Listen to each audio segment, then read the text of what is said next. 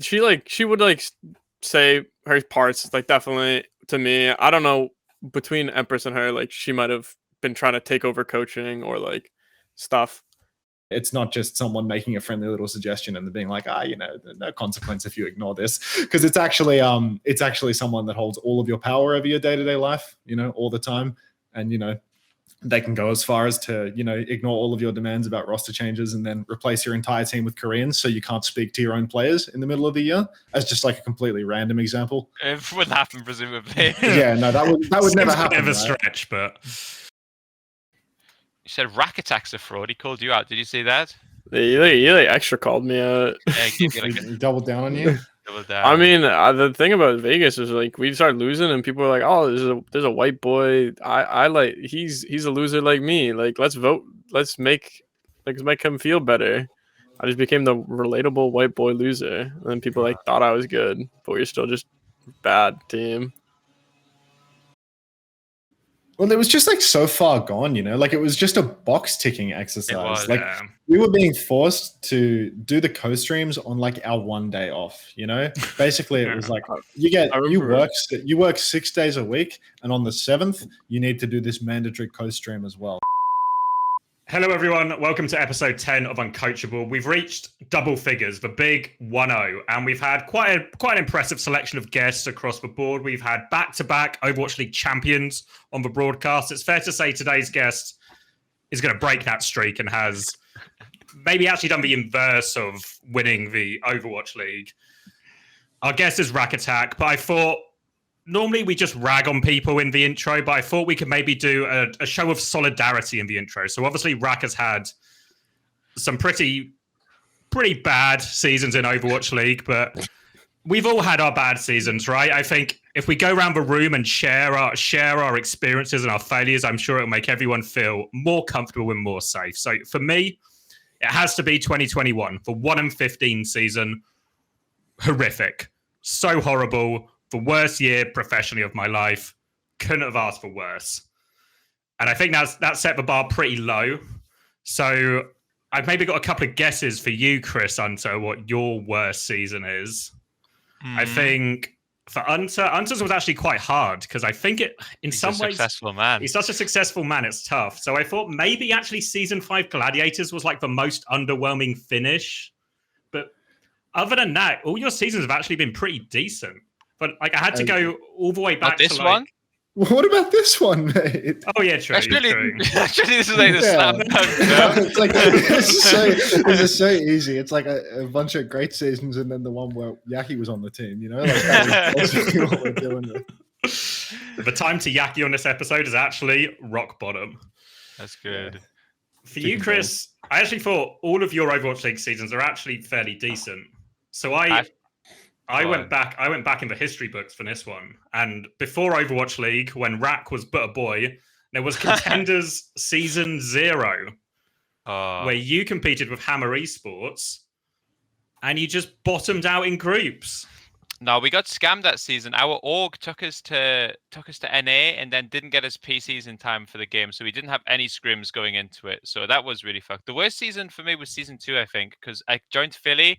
They were second last season. I took them to 12th. Like I did like a Big up. Oh, thank God we got Chris on the team. So I feel like that was the hardest season. That was the GOAT season where we were just extremely dog shit for the entire season. So it can happen to everyone. Sometimes, unfortunately, it happens to you twice in back-to-back years, though. So that maybe seems like the sort of elephant in the room to start with, Rak, in terms of that's what I guess everyone wants to know. What the hell happened in Vegas? Whose fault is it? What's your take as the man on the inside on the situation? I've been like talking about it a bit more publicly, and I think honestly it was just kind of a whole mess up from the start. So when we were picked up on Paris, I heard like later on it was just whoever won Contenders like A sides, it was like us versus Wisp. Like if Wisp won, someone said they would have picked up Wisp. If we won, we would have picked up us. So like that's what I've heard, and picking up 5 rookies just kind of sucks. Like we did we knew we were going to lose a ton. I mean, we had 5 rookies. No one played an hour. Like, we had Wub, and Wub played for like half a year before, I think. So he had like a bit of leadership here and there. And then they just kind of told us it's a rebuild season, build for next year. But then when we go into the next year, I mean, Foster's and JMac were our coaches. They had more experience than us. Then we get Empress, which Empress is a really good coach. Don't get me wrong, but she's also a rookie coach who doesn't like. So like it was basically now 6 full rookies for the whole year, and we just kind of got fucked. Yeah, I had this feeling because I feel like hopefully we can get into it a little bit because I've heard some stories about like inside Paris, and I feel like there is obviously like an Avalla trend in terms of everyone thinks that she's the worst person in human history. I think a lot of people have pointed at like Drew in the org.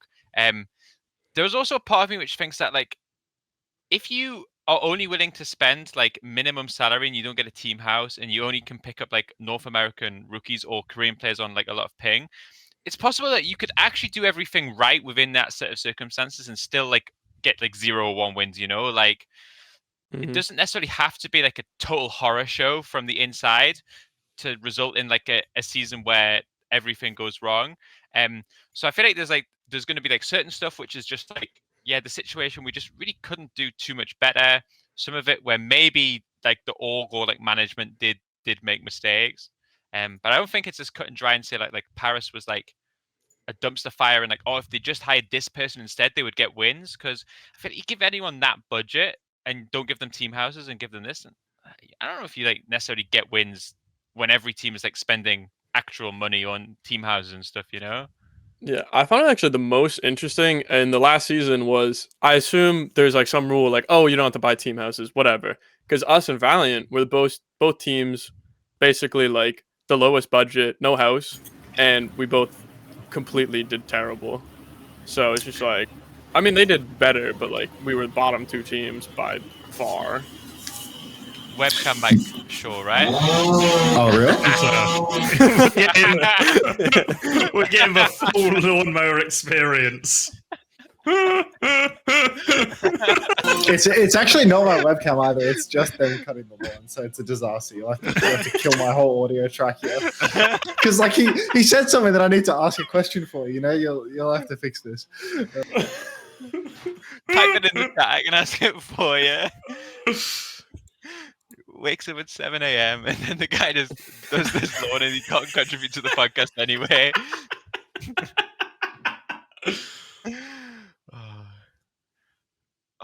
Where were we? Oh, Wisp or you get picked up. That's what Unter said. What they call? I honestly have no idea like anything was going on. I mean, it was either like between. I mean, the only people on the team were Avalla, JMac, Foster's. So I don't know how much they talked to each other. Like when we joined, I kind of felt bad for JMac. Like JMac was a good coach and he like brought us in, did like one-on-ones with us. But like when he started the season, I think he had at least Glister. I think he had Mabugi the year before. So when we joined, it's just like now all his Korean friends are gone. Like he's kind of there to coach. And like I just honestly felt bad. Like he just lost like everything he was connected to. But that's very beside the point.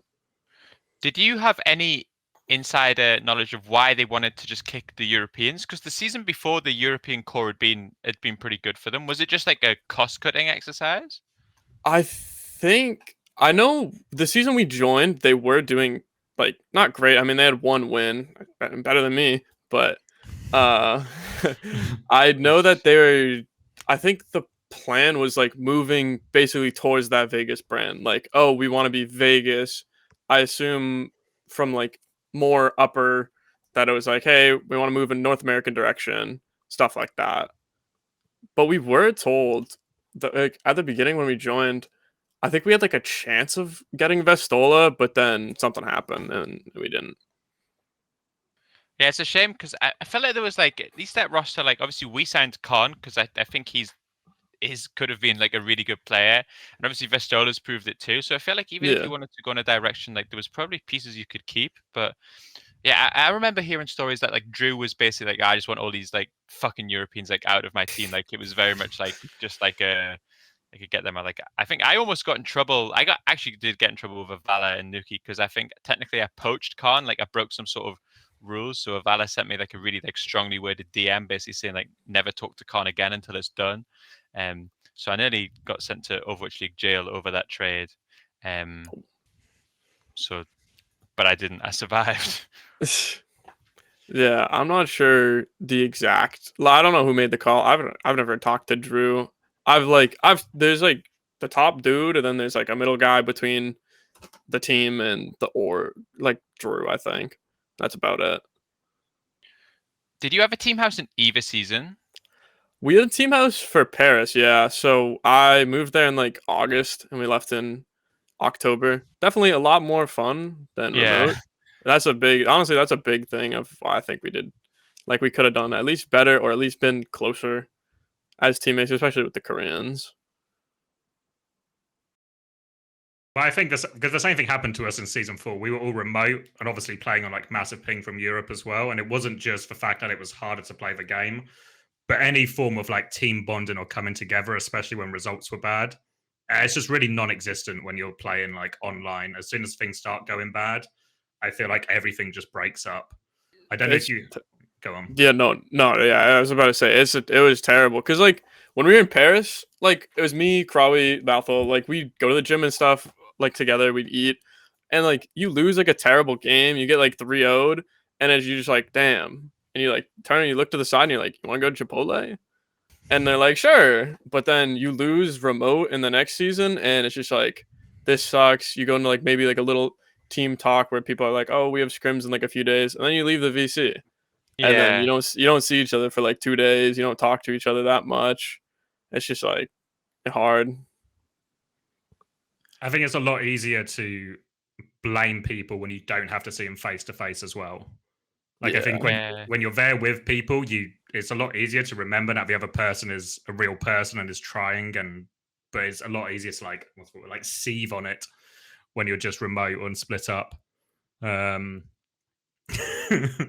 Maybe it's like you can really dehumanize someone when like they're not there. You see them like as the enemy. I bet they're sat there at home fucking laughing. I bet they don't even care, Whereas I think, especially in my like whenever I've had like players or situations where like I really fucking hate someone, and then I see them like actually like in person, I'm like, okay, like I hate you a little bit less, and then you talk to them and then you hate them a little bit less.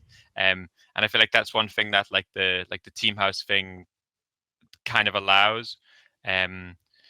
That's kind of what I mean with Paris is I feel like you guys were in such a like an impossible situation that it's like Red is this like super mismanaged team, and maybe at times it was like I've heard stories, but it also feels like I just don't know what more expectations, like could this team ever really win the league with like the resources and everything? Like could it, like you take like NA like contenders players, give them no team house, and you just qualify for playoffs or something? Like presumably that's just like, did you ever get word from like Avalla or from management what the expectations were, or was it just? So when we first joined, it was like, hey, because we joined like halfway through the season, it was like basically we had to win every game but like 2 to qualify for the playoffs. So they're like, hey, this is basically a rebuild season, like get your footing in, like try to get used to the league before we go into next year. And then I mean, when I signed, I didn't know that like I was gonna lose my team house, it wasn't something that I was like thinking about. It could have been in the contract somewhere, but I didn't like expect it. So, but yeah, I don't know where I was going with that, but. So is the lawnmower dead? There's no background? Yeah, brilliant. Yeah, cool. So does nobody know where the decisions were coming from for anything here? Because like like the whole team getting like all the Europeans getting cut and bringing you guys in. Do you not know where that decision flowed from at all? It was just like some mysterious figure of upper management. You don't know whether it was GM, coach, anything. I have no actual knowledge of what's happening. Or I guess like before my time, I have a little bit of insight, but we didn't have like too much insight of like stuff going on. I honestly, the season 6 was the last year, right? Yeah. I talked to the there's the the owner, and then there was like the top dude, and then it was our team. I talked to the top dude a lot. Like I did all the co-streams. I was like emailing him a good amount. He was a good guy. He was gonna let me keep my monitor because I was like, oh hey, like once the season ends, like I don't have a monitor. But he offered. He was like, yeah, just keep it. But by then I already bought a new monitor, so I was like, I'll just send it back. Should have kept it anyway. Dual monitor. Yeah, you should have kept it. To be honest. They took your housing away from you. We got Discord Nitro to send it back when you could just write an email and say thank you. That's all you need to do. Yeah, we got Discord Nitro over Valiant, so I'll take that. HD VOD reviews. I guess one of the things that comes across as confusing is when they talk about you guys joining halfway through and it being like a build season. Mm-hmm. But then everything basically stays the same for the next season. Whereas I feel like normally the idea of like you do a build season is you try a few new pieces with the tail end of your season. You see what sticks or who the best ones are, and then try and add more players next year. When you hit the off season, was there ever like those kind of conversations in play, or were you guys kind of just locked in for the whole ride? I think the only conversations were basically like, I mean, of course, you got the Odyssey base. So we had tank tryouts, and then we wanted we wanted Empress on the team because I mean we were like the whole Odyssey core. We played with her for years, so we brought her in, and then we had tank tryouts. So we tried people out. We didn't retrial any of the other roles until halfway through Vegas, which was the Koreaning that happened. So, but we had tryouts. I remember we were gonna try out Dante, but then someone decided to just take him before we even could. And then treated him well. Yeah.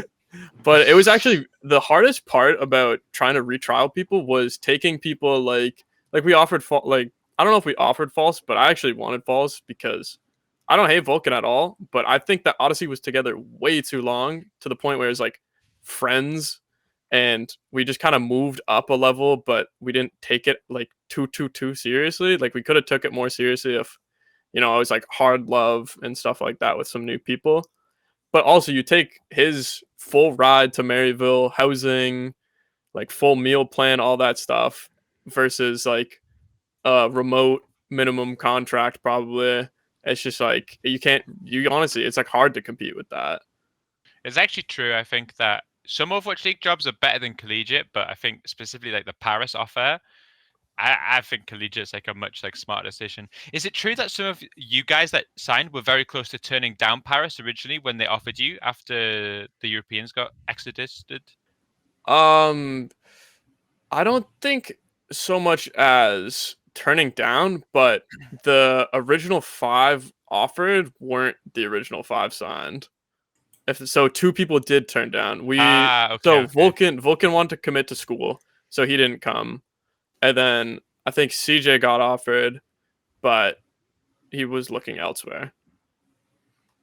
Yeah, because I remember at the time, like there was a lot of discussion because it was like we were obviously listening because if they were kicking, then it meant Calm was available, and then that was maybe something that we could do. And I remember hearing a lot of rumors of like a lot of contenders players were getting like offered and saying like, no, it's not even worth it for me to join. But I wasn't sure like how true it all was. Yeah, I mean, I only know of, Vulcan getting 1, CJ, and then us original 5 like Crawley, Malthel, me, Luke. Do the expectations change then for the next year? Because if they're framing season 5 as the building season, then what's the sort of expectations coming into season 6? I think season 6, I mean, like, of course they want us to win. I think it was worded as if we did good, we could probably get more investment into it. Like, so if we started like winning a ton, they're going to be like, hey, this is something we don't want to just like probably back, because they probably knew before the season what was up.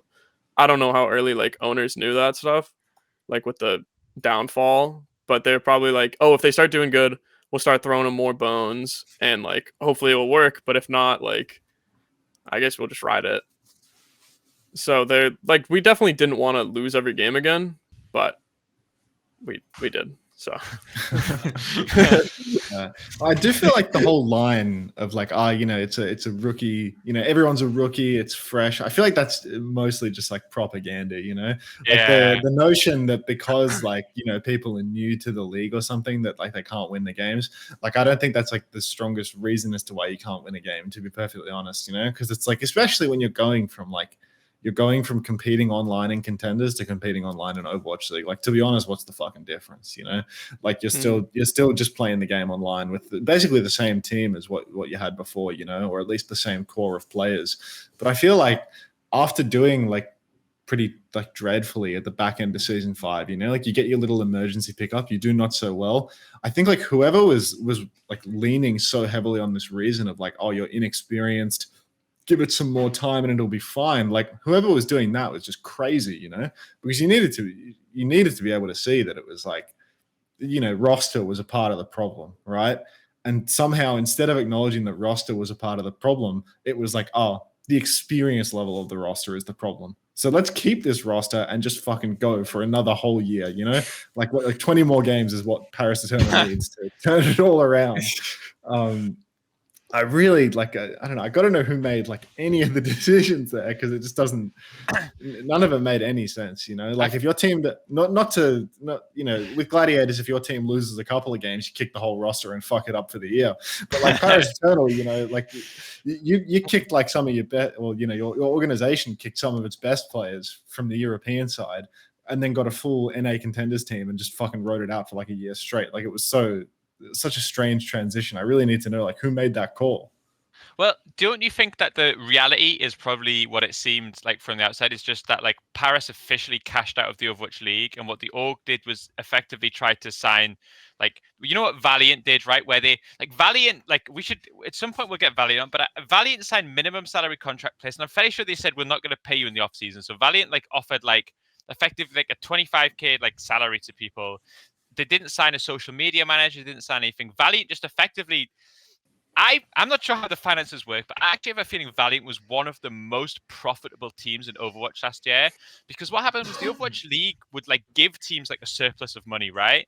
And what Valiant did was, instead of trying to like use this money they just said, we'll just use as little as humanly possible, and then all of the money that comes in from Blizzard is profit. And I feel like Vegas went down like the same sort of approach, where it's like, but if we sign like did you have like 5 or 6 players at the start? Like, so we had when we first started, it was 6. So we had Wub, and then 2 coaches, and then we went down to 1 coach, and then Avalla was our 6th player. I remember now, because we were gonna win that game. That was our one win. But yeah, I feel like maybe that's just what happened. No, like they just said, Drew or whoever's the big dog in charge says, okay, Blizzard is going to give me X 100,000. If I only spend 25% of it, then the rest of it is profitable. And then we wait for the to get us out of the lifeboats whenever the league eventually dies. And then I suppose the thing is, they could never like say to Rak and say, oh yeah, we literally don't give a single fuck about you, like just lose if you want. They'll give them some sort of line about, yeah, that's the classic line that, no, if we do a little bit better, sponsorship will come in and then more money will come rolling in, like how many times have you heard that? That's like an absolute classic right there. Or the sponsors are like, even Cloud9, oh yeah, we're talking to a few sponsors, yeah, maybe some things will change, but like it's never fucking happening. No one's sponsoring the Overwatch League. So I feel like that's what happened. Like there was like a few teams who just, even like across an APAC, like all the teams just basically cut as much as humanly possible. I mean, I want to believe what you're saying there, right? But at the same time, they cut their whole roster in the middle of season 6. Like if they were really hyper budget, we don't fucking care, no, like nothing, then they wouldn't have cut players in season 6 and replaced them with Koreans. That would have cost money, right? The Valiant model is the model of we don't care, just spend the least amount of money possible. You guys run an Overwatch League team, do what you want, don't do anything too fucked up, just get us through, just tick all the boxes. Whereas Vegas, maybe you can talk more to this, Rak, of like the Koreaning. How does that decision come into play? I think that Valiant probably definitely has like I don't even think they had a coach. I think Paint just kind of like was there. He'd help. So like they still wanted us to win. Like they didn't want us to lose every game, of course. But I can see. I didn't even like think about it at the end of our first season. Like I always was just hearing like, oh, like a rebuild or whatever. Like that's what I think. Like we were going and I was like, yeah, we're just unexperienced.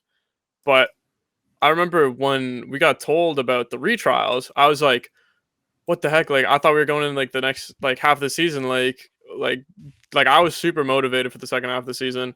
But then I was just like, this makes sense. You know, we've lost every game. We have not won. There's been no like improvement in our record. So yeah, I mean, we should make changes.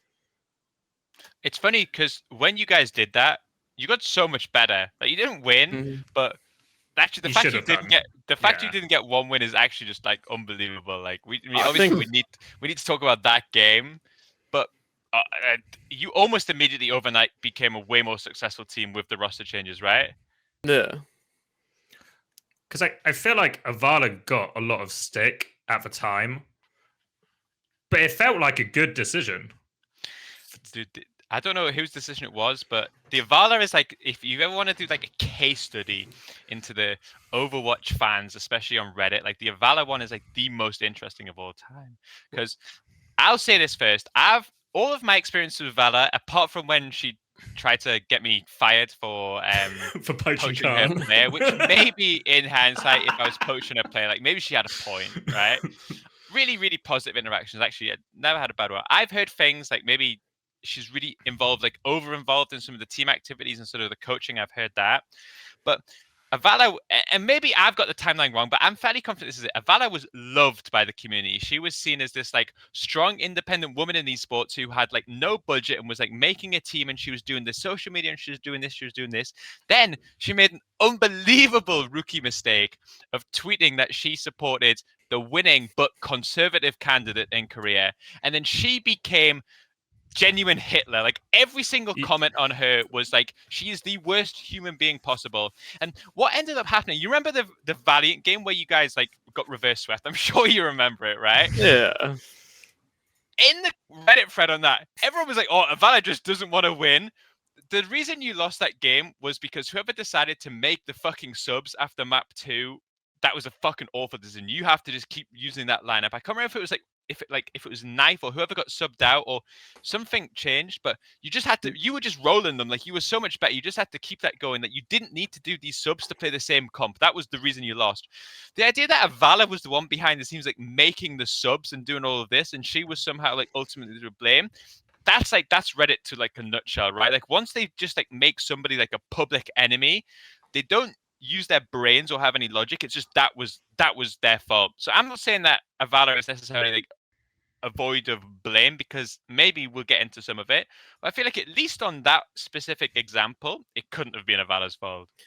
Yeah, I've gotten a lot of like people like, cause I stream, so like I can't even like avoid comments. I've like had so many people that are like, what, like who subbed that? Why did you do that? Like I think the only thing was it was our first time on like a triple DPS rotation, so we were just like, oh, you know, Dove will play Jib, or like we'll play like some people here, like we used to play like Ash or something, and then we swapped to like Sombra. So it honestly it was on nobody besides the fact that we didn't call to not swap, because we decided to just stick with what we've scrimmed with, which I don't honestly remember who made the scrim decision. I mean, I don't think anyone really wants to be benched at the end of the day. So It's I guess it was it just like hap- Dove yeah. map. It happens tough, a lot. right? It happens. Yeah. It happened. We talked about it at the World Cup because I think there was a couple of teams at the World Cup. I can't remember the exact ones, but he did the same thing essentially. Just played what they scrimmed rather than what was working in the game, and then just stuck to their guns and ended up losing. I think it happened to France, right? Yeah, the problem ultimately is that when Empress or whoever made the decision was trying to be too nice by giving everyone game time, but the reality is like, if you have a lineup, unless there is like a genuine tenable reason to sub 2 players out and play the same thing, like, because Dove came in and just played Sombra. I can't even remember who the other Sombra player Finale. was. Yeah, right. But like, if Dove comes in to play like purely hit scan or something, then I think there's logic to it. But what it felt to me was like, oh, I don't want Dove to just be permabench in this meta, right? Because he's a nice guy. He plays for the team. He's part of the team. We're going to give him some sort of maps. I've done the same maybe when I was a little bit younger in my career, where it's like, oh, I don't want anyone to like feel left out because that doesn't feel great. But actually, the reality is, if you're only playing 5 heroes across a meta, you just got to keep the same 5 guys in. And especially when you go 2-0 up, maybe Dove would feel bad to not play, but actually the feeling of getting a win, it's like Dove has so much pressure when he comes in 2-0 up, right? Because he's like, fuck. And I'm sure, if I remember correctly, because we watched it on the TV, we couldn't believe what was happening. I'm sure he beefed a few EMPs and stuff too. Like it was like so horrific. And then, am I right? On map 4, did they change roster again? Like, was it the same? Yeah, I think like this was like one of the only maps Dove did play. Actually, no, I guess he played. He played Goose. Knife came out for Colosseo, and then it was Ram yeah. with Dove I on think Hanzo. everyone was just too nice at the end Right, of the that's day. it. Because like Finale was like, yeah, sure, we can like sub me out. I don't care, you know. So it's just like at the end of the day, that everyone was just kind of. I have that problem with my team right now, but I mean it's not Overwatch League, but like everyone just kind of like doesn't have an opinion, and it's just nice. So like it just kind of leads to something like this. Yeah. I Do you think think- that is ultimately it. Do you think that was really like the big issue there with Vegas, that everyone was just too nice? Like, Well, I think at the beginning of Vegas, it was all of us were too much of friends because I mean Odyssey played together for like 2 or 3 years, so it's like we all know each other, and even if like you're trying to be like mean to each other, you're like, what the fuck, like why are you doing this here? Like at the end of the day, it's like, oh, I played this guy for like 3 years, he doesn't actually care that much. So it's just like too nice and to the point that I don't know. You can't make hard decisions like that. Also, I think we've never played with 3 DPS where it's been like a problem like that. I think yeah, I've had it in my playing career, maybe coaching career, when we lose, when players are still nice, it fucking pisses me off. Remember, you guys had the 2021 season where you lost all the games. Yeah, Hadi I remember. Hadi was really not nice that season once things started to go wrong, right? And I remember when I came into the team, there was a lot of discussion from like Nuki, like you, Spilo, should we keep Hadi or not? And there was a lot of people saying, "Oh, Hadi's just like a little bit too toxic, a little bit too happy." And I spoke to Hadi, and one of the things I said to him was like, to be honest with you, I don't think it's good that like you're getting angry and doing this. But if you were happy while you were losing, that probably actually also shows like a weakness in the mindset in terms of like, if you're losing every game and you're happy, then actually maybe you don't have like that fire to change it, you know? And I feel like maybe what we were talking about last week, like there must be a lot of players out there that if they were losing, they definitely do. They turn into absolute fucking toxic pieces of shit. But I also feel like that shows like something like innately healthy. I feel like if we were losing every single game and everyone was just being like really, really nice and not like complaining and not arguing, that would almost be like more of a red flag that everybody just said that, yeah, well, I've got my salary, I'm going down with this ship, you know? yeah. I mean, with what you said before, Chris, where you were like, oh, you know, I cannot imagine Avalla having input on roster substitutions and stuff like that. I will say that, like, from what I've heard over the course of, you know, the past year with Vegas, that's absolutely like in Avalla's wheelhouse in terms of the type, like the micromanagement that she would do of the team. You know, like I've heard that she would just be constantly stepping in to give her input on literally everything. And it's not just like a case of, you know, like a little bit of input, you know, it's basically like, you know, we're equals here in the room and I'm making decisions along with you, you know, like it's a general manager, coach, player, like really Avalla's filling every possible role on the team imaginable. So I do think, you know, before you were pretty like dismissive of the whole, you know, Avalla Hitler argument, basically saying, like, oh, you know, not possible that she was stepping in and micromanaging a lot. But I mean, from what I've heard, not necessarily from Rak, who's playing it very safe in terms of his answers, but I've definitely heard that Avalla was like super overbearing in terms of stepping in on decision-making ability, even with the Koreanification of the team. Like, my understanding was that, you know, when Empress was brought on board with the roster, she was very unhappy with the overall shape that the roster took, you know, because she had input that wasn't considered. And then when it came time for mid-season, you know, she'd wanted to make changes, but no, there was absolutely no chance that she could make any changes. And then one day she wakes up, and then all of the changes that are being considered are just a bunch of Korean players, you know? Like there's no opportunity to look in NA or EU or anything like that. It's just a bunch of Korean players. So even though that, like, you know, the Korean pickups, obviously, you know, there were some good players in there, right? Like picking up someone like Knife, that's a good thing. Yeah. Overall, having Western staff, full Western team, and then picking up a bunch of Koreans that probably don't have any, you know, basically no chops working with Westerners afterwards. Not saying that that's a repeatable mistake. You could never do that with someone like Marvel and Gladiators or anything like that. But yeah, it did feel like, you know, Avalla sort of just stepped up and made every decision like without the input of, you know, the other staff member on the team. You know, having spoken with Empress during and like post-season a little bit, it did feel like, you know, she was more or less just along for the ride, like not having a lot of power over what was happening. And, you know, if they did have input, it was just completely ignored. So, you know, you were saying couldn't possibly have been Avalla doing this, but it actually 100% could have been. 100%. I'll say that. I've heard similar things, actually. I've heard like I think I heard a story of like Avalla like saying, oh, like to one of the old coaches, maybe it was like Forces, oh, the way you fucking VOD is shit or something like that. And she's like, oh, like taking over like that. I've heard that too. But what I want to say is this. My criticism was of fucking Reddit, okay? And there's no way Reddit had the same information that you had that could have possibly led to her getting the blame for substitutions. So even if it was possible, I don't know. My feeling is she didn't make the substitutions in game, but I heard the same, and maybe we can fucking like really like prize it out with him. I heard that, yeah, she did a lot, but I feel like at least in that time, like I feel like there's no way in the post Reddit thread that could have been the reasonable assumption of who to blame. I think definitely it's like she would like say her parts, like definitely to me. I don't know, between Empress and her, like she might have been trying to take over coaching or like stuff. But I mean, Empress was saying most of it. I was doing VODs with Empress, so. But when it came to the Korean like tryouts and stuff, I assume Empress just kind of like slowly like lost power, because anything she wanted to say also to these Koreans in the second half of the season would have to go through Avalla. Like she couldn't talk to these players on her own. I mean, they're speaking Korean the whole time. So it just probably slowly like leaned her out, basically. Besides me and Dove. Like me and Dove would still do VODs with her. Was there any VODs then towards the end?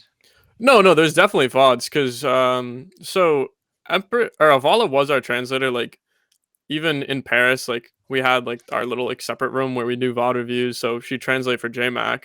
So we would do like, I VOD reviewed a ton. That's the one thing I probably should have done more basically throughout the season, is once we got the Koreans, we realized like, oh, we were really bad. Oh, we need to learn now this like whole Western style or the Eastern style, because we were playing completely different than them.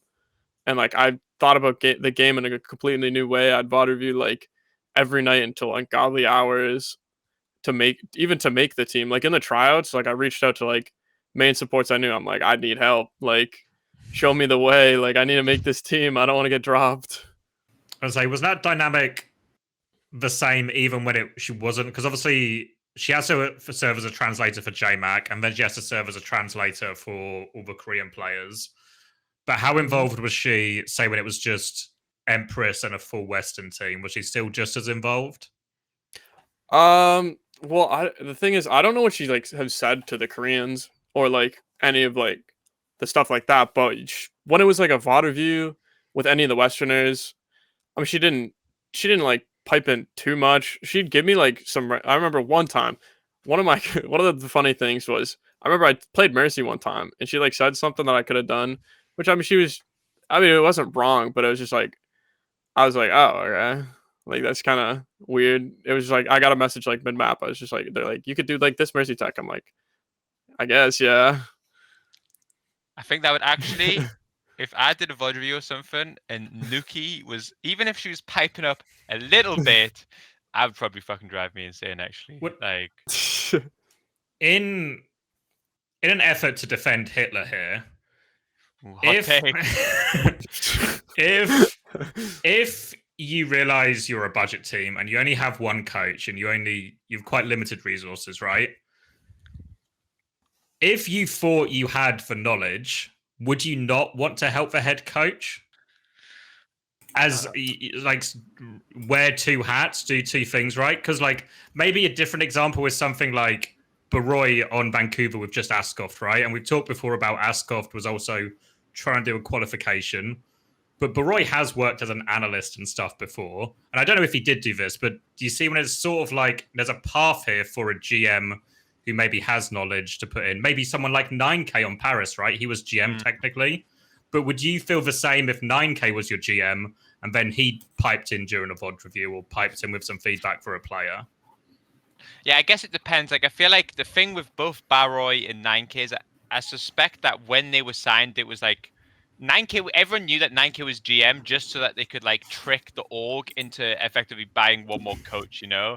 Like 9K was just a coach for that team, I'm sure of it. And I feel like the same, I mean, I guess Barrow probably was GM and did GM responsibilities, but maybe he was like signed under the impression that I can help. If Avalla said, yeah, I'll GM, but you know, if you want some help with coaching, then I'll do it. And yeah, maybe it's reasonable. I think maybe to Unter's point before, I feel like what I heard too was that it was at times unsolicited advice or demands that were made in the coaching room, you know?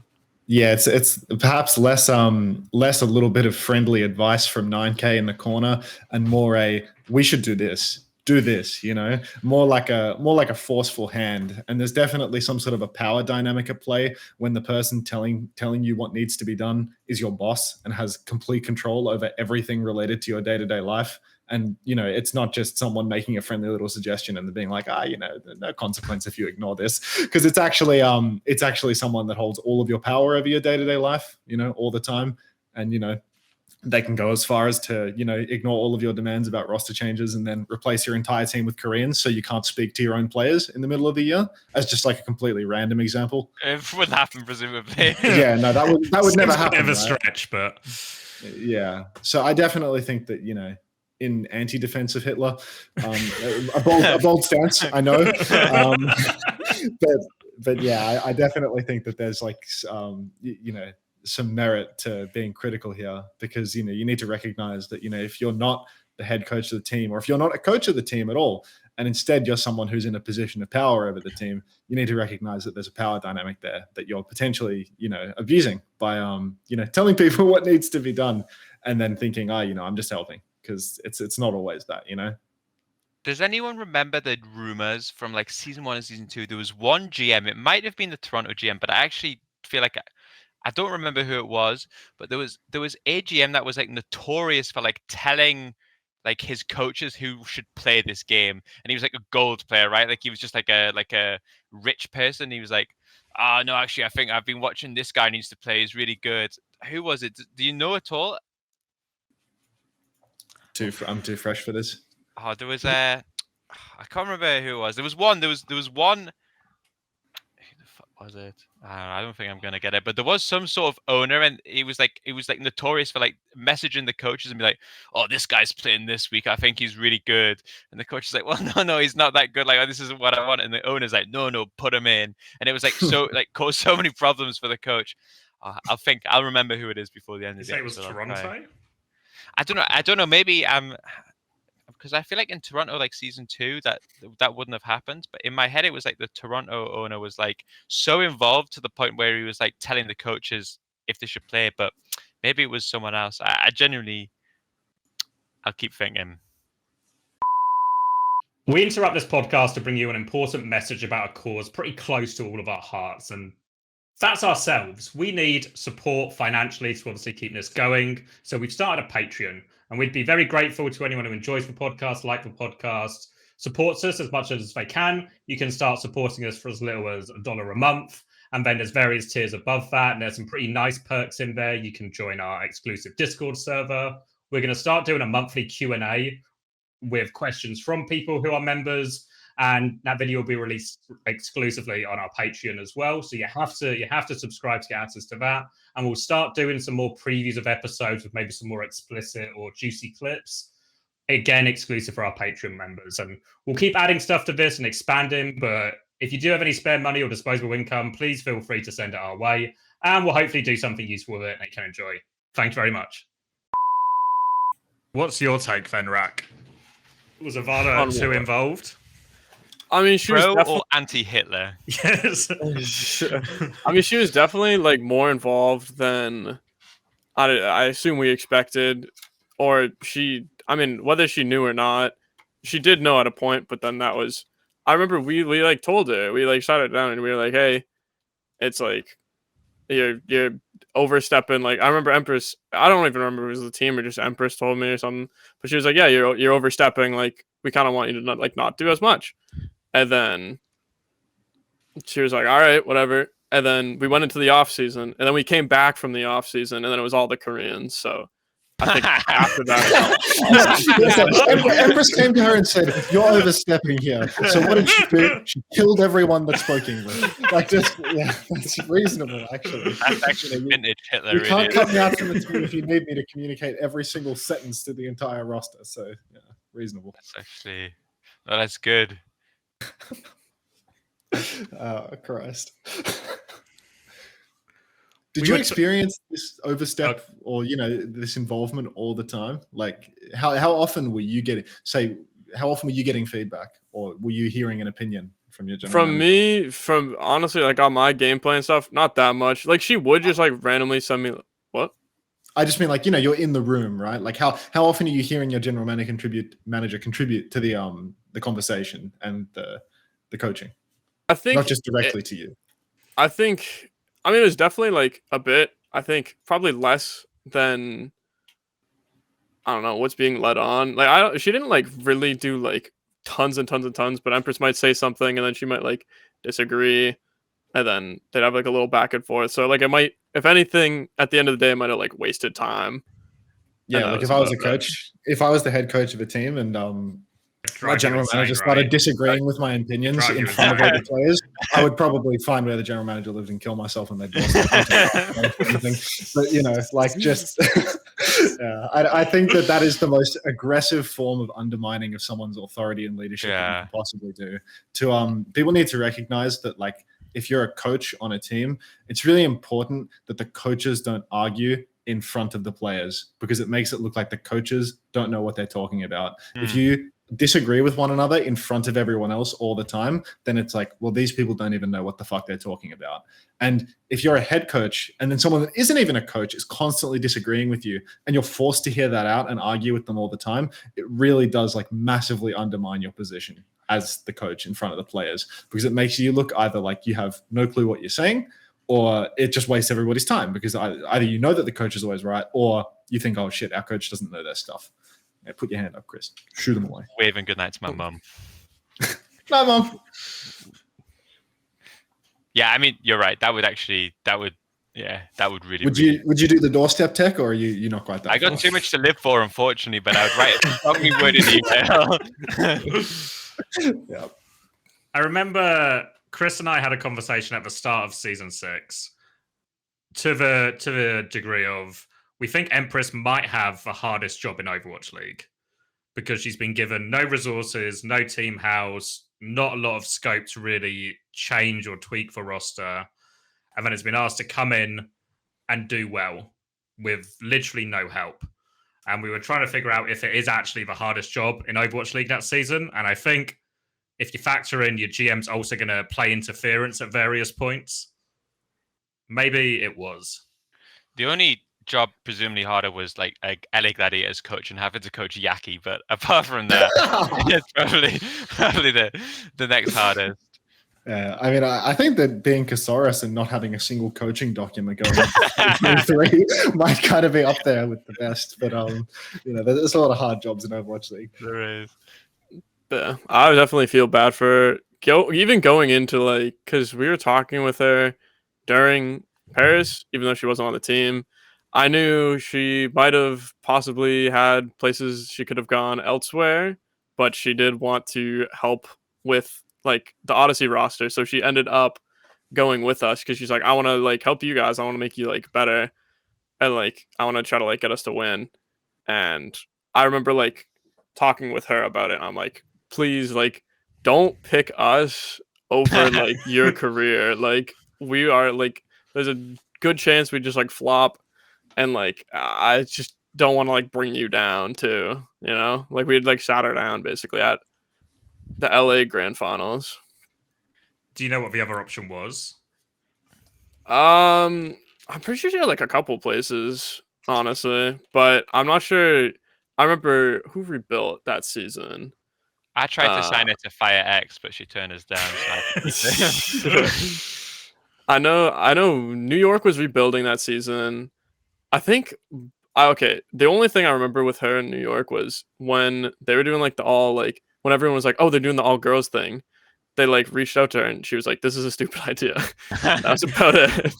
And then I'm pretty sure I assume cuz like Washington rebuilt, I assume she probably like was in talks at least. And then I'm not sure about other places. Oh, let me ask you a hypothetical then. Let's say there was some sort of like Hitler Mussolini combination where Gumba was signed to the Paris head coach role. Do you think the situation was such that just with the resources and the roster, do you think even like the quote unquote best coach in the world do you think you could get wins? Or do you think it was just like it was truly uncoachable situation? I think because okay, I'm gonna be honest. I don't really know much about Gumba. I've heard he's like a strict coach. I don't honestly know how long he's been coaching. I don't know much about Owl, but I assume going into like the season, he'd probably have more like reputation than Empress. Because I mean, Empress literally isn't even on social media. Like she has a Twitter, and like she just kind of coached Odyssey in EU. Like she was doing good.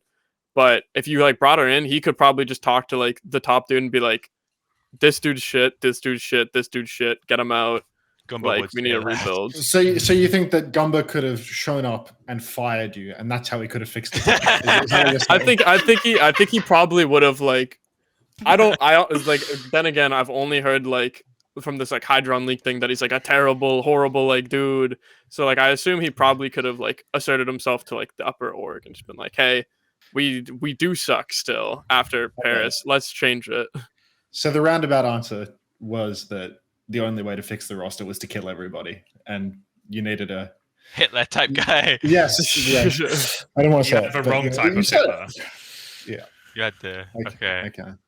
Well, I guess Really demonetized, right? This I think as long as we keep the Hitler mentions under 10, we're okay.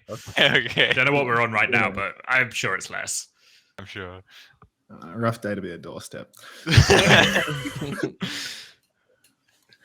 Yeah. Well, you did mention the Hydron stuff, but maybe we should save that for a little bit later. You know, just client, absolute client. Yeah, I'm looking forward to it. Yeah, no, I'm going in. I guess another follow-on hypothetical would be, what would it have taken between season 5 and season 6 to give you, or for you guys to feel like you had like a fighting chance? I mean, I definitely think that. I mean, like I'm biased also because I wanted to live in a team house, but I think like a team house definitely would have worked a lot. We came into the year confident. We were like, oh, we want to like switch up some stuff. Honestly, there probably was more things we had to switch up. Honestly, I don't know if you guys have like a point for this, but I honestly kind of feel bad for Malthel, like about his whole situation. I know everyone like hates him like terribly for multiple reasons, but yeah, I think we probably could have like at least done a little bit more trials and something like that. Yeah, I mean, I think the Malthel situation it's another classic Reddit like witch hunt pitchfork thing where it's like, you know, everyone's like, Malthel is running a pyramid scheme where he exploits women. It's like, I feel like people don't understand that the job that Malthel was advertising to people is that you believe on the pyramid of a woman, right? Yeah, it's like you are pretending to be the woman on her OnlyFans account and jerking off dudes over text. Like that's your job. Like you're putting in the hard hours. No pun intended or whatever. But it's like your full-time job is pretending to be the OnlyFans model and jerking dudes off for money. Like that doesn't sound very pyramid schemey. That sounds like hard work, low key. Like I mean, I would hope that he's earning a bit of money if he's jerking dudes off 24/7, you know. But like apparently that was like the most morally reprehensible job in the entire universe, and a pyramid scheme too. Why did somehow. they think it was a And pyramid? exploiting. It's just catfishing. There's a word for this. It's catfishing, right? I talked to him No, but because it's I've talked to him a few times. He was like, Did we you sign probably up for it? Or? no, I didn't. Have you considered now that you're out of a job and whatnot? He's Nah, making millions. It's not. It's yeah. I don't know about that line of work yet, but I said yet. no, because I talked to him. He's like, yeah, we probably shouldn't have worded it so weirdly on Twitter because he was like, I'm looking for hard-working people who are willing to like put it all on the line. It's just like, and then someone like got into like one of their discords, and it was just like, I mean, Malthel's just a troll guy. They were probably just saying some like troll stuff, and they're just like, he's a terrible person. Thinks he's like a god now, and he's doing all this pyramid scheme. I don't know how it could possibly be misogynistic to work for a woman in this situation, because obviously if it was a man employing a woman to do this, it would be misogynistic. But I don't understand how it's also misogynistic to go the other way. But he's another one who was on the wrong side of history. Did you see the tweet at the time? It was like one of my favorite tweets of all time. A guy called Marky something. I don't know who he is. Marky Sauce. Did you see the tweet? It's actually so fucking funny. He's like, because I think I wanted to fight Malthel. Yeah, he did. He was giving call outs. He was like, he's top balcony next to Dove and Rak, because I was just with him, like saying hi, because I haven't seen him in forever. And Malthel's just like, come here. The problem with these people on Twitter is they tweet so fucking much. I've scrolled down. I'm like 1 day into his fucking tweets, so it's gonna take me many months to get there. But it was some sort of tweet like, "Oh, it's a shame I can't like fucking. It's a shame punching someone in the face is illegal because Malthel's fucking." It's like, what the fuck are you saying, dude? That you're never gonna hit this guy. But yeah, good time. I felt really funny. So at Toronto, like I was walking around because Malthel came one of the days, so I was like hanging out with him and Dove because I haven't seen him in a bit, and like someone would come up to me and be like, "Oh, Rak, can I have like a signature?" I'm like, "Yeah." And I'm like, "This is Dove," and he's like, "Oh," and he gets like a signature, and I'm like, "This is Malthel," and like they're like, "Oh," and like one dude, I guess when Malthel and Dove were walking together, someone asked Dove for a signature. And then they're like, he's like, "Oh, do you want Malthel's?" And he's like, "No." Just walked away. That's right. Malthel can write you like a dirty message at the bottom of the poster or something. Some dude came in my chat too, and he was like, I accidentally like got a Malthel signature because I was just basically like, "Oh, this is Malthel and Dove if you want their signatures too." I'm like, "I'm sorry, man." Did he do anything apart from the pyramid scheme? Was that the only thing he did wrong, or did he also have like other problematic people just behavior? didn't. Well, people just hated him as a player. Yeah, I think he used to be really toxic in ranked. I think he got a lot of overhate in Owl. I don't know if that's a part, but like, so the thing about Malthel is there was like, this goes into the team building. I probably should have said it earlier, but when we picked up Malthel from Odyssey, also we had Tree, so that's also why we were a lot better. Like Tree was just God's gift of Sojourn and contenders, but so we picked up Malthel. I'm pretty sure he was just retired. Like he was just bench riding on Wisp. Like he wasn't even playing Overwatch. And then we were like, oh shit, we need a Genji player because Jotes is a thing. So we're like, you know who plays Genji and Doomfist? Malthel. So we brought him in. He comes into Overwatch 2, loses half of his hero pool because the game switched. And then he plays Genji. We win the tournament. And then we instantly get picked up to Owl. So like we go into Owl scrims. He doesn't know Zarya has 2 bubbles. He was literally like confused, like super confused. And then he joins Owl and like he has an okay tracer, but the rest of like the characters he has to learn instantly jumps from like contenders where like you can get away with it to Owl where you're just facing the best. And like no crap he's gonna do bad. Also, he was like a very like emotional player. Like he'd bench himself if he was feeling bad.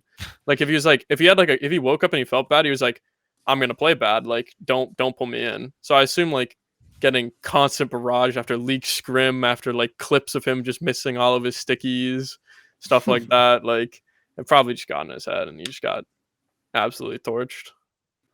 Yeah, I feel like once something happens like this to a player and it's just one clip, they then just become like the punching bag for all things. Because it happened to Hybrid to us in the 2021 season with the King's Row clip. I was like, I feel like that happens to everyone at some point or another. They just miss every shot. But then all of a sudden, that just becomes like Hybrid's entire identity. And then obviously we do shit during the entire season. And everyone feels validated that, yeah, I had the correct assessment here. When really it's just like shit upon shit. But people love to find like someone to latch onto and just bully on a team. Yeah. Like a Yankee type character. That's it. That's the thing with Reddit and stuff, like social media in general, isn't it? Like, it's effectively all they're trying to do is like get upvotes. So if there's like something they know which is like it gets emotional, but also will receive upvotes because the community is deemed it socially acceptable, everyone's going to do it even if they don't hate the guy. So any opportunity to like bully one of the socially acceptable bully victims, they're all just going to do it because they might get like a few upvotes for it. And it's one of those things where every single player should just never read it, but every single player like does read it, and it 100% has like mentally affected so many players when they are the target of choice for a given situation. Just to bring it back to like Paris/Vegas Eternal a little bit, because you were there for like 2 years, right? Well, a year and a half. You got to work with like 2 full sets of the coaching staff. Is that correct? So you got to have like Faustus, JMac, and Empress. Did you feel that there were like significant differences in the coaching styles and like the strengths of the coaching staffs between those years? Because I mean, like JMac, Faustus, I mean, obviously they didn't come back to the Overwatch League the following year. Like what's going on there? I mean, they definitely worked different. So Odyssey was like a very vocally driven player like led team where Empress would basically be like taking our ideas and making it so we don't hate each other if we have like different ideas. So we take like the players' ideas and make them into like the big picture. And then working with like JMac and Faustus, it was like a new coaching staff and they already coached with other teams. So we just weren't used to their style, I think. Like JMac and Faustus, like they bring us over for like one-on-ones and like it would help. But then like I also think there might have been a disconnect between them two, because I remember like there'd be times, I don't know how much they talk to each other. I mean, he's also one's Korean, one is full English speaking. So I remember one time like someone said, "Oh, play here," and then like we VOD reviewed the next night, and then they're like, "Oh, play here." So like they had like differing opinions. I was just like, I don't even know who to like if they like talked about it or if now 2 coaches think we're trying to play 2 different ways. Was one of those 2 the head coach, or was it just like 2 assistant coaches just fucking going at it? JMac was head, right? I think JMac was head. Right. That's JMac was assistant coach the previous year on the Get Amazed, right? And then Get Amazed got let go, and then JMac stepped up to the plate. The impression I heard from that time was Get Amazed was like the dad coach, and JMac was the technical coach. Yeah, but people probably sleep on the fact that there's definitely some value in having someone that can synthesize the ideas and then present them concisely or convincingly. And if you're a coach coaching a full Western roster and you need a translator to say anything, it's probably completely fucking doomed for you, because you know, how do you coach a Western team if you don't speak English? You know, like your technical skills have to be so good. Or totally fine. I felt bad for him after, because I mean I'm pretty sure like Glister just kind of like up and just left one day and they got Dove. So like after that, like JMac kind of lost the rest of his like Korean dynasty, and then now he's just like he'd come to scrims, like he'd talk with us. Like it's not like we talked at a scrims with him that much, and then like he'd play Apex. I don't know, he was like Masters in Apex. It was kind of cool, but. Dude, I mean, he'd like VOD. He'd like prepare we'd do all like the stuff in the morning. He'd do scrims, like he'd message us and stuff. And then I just remember like walking into his room one day, and he was like, I mean, he's like playing with his friends from Korea. Like he needs friends, and like I just feel bad that we couldn't talk to him that much. And we were such like a solid group when we came in. I felt like it was probably even like threatening to like now that we're just like 5 close friends. You're all kids. He's a fucking grown-ass man. Get over it, bro. I guess. Jesus. Guy's whole job is to be your coach. Is he scared of you? Was he scared of fucking RakAttack pulling up and fucking slamming his dick on the table? Like, get the fuck out of here, bro. You're so nice to everybody. It's like your head coach is sitting in the other room playing Apex, jerking off, and you're like, I felt so bad for the guy. Like, he lost Glister. Like, bro, that guy was Schmeat. That guy was absolute Schmeat. Like, fuck it. Like, who cares if you lost Glister? Like, just be mean to somebody. I beg you. Did you ever have like significant conflicts during any of the years losing, like actual like blow-ups, arguments, like, or was it more just a?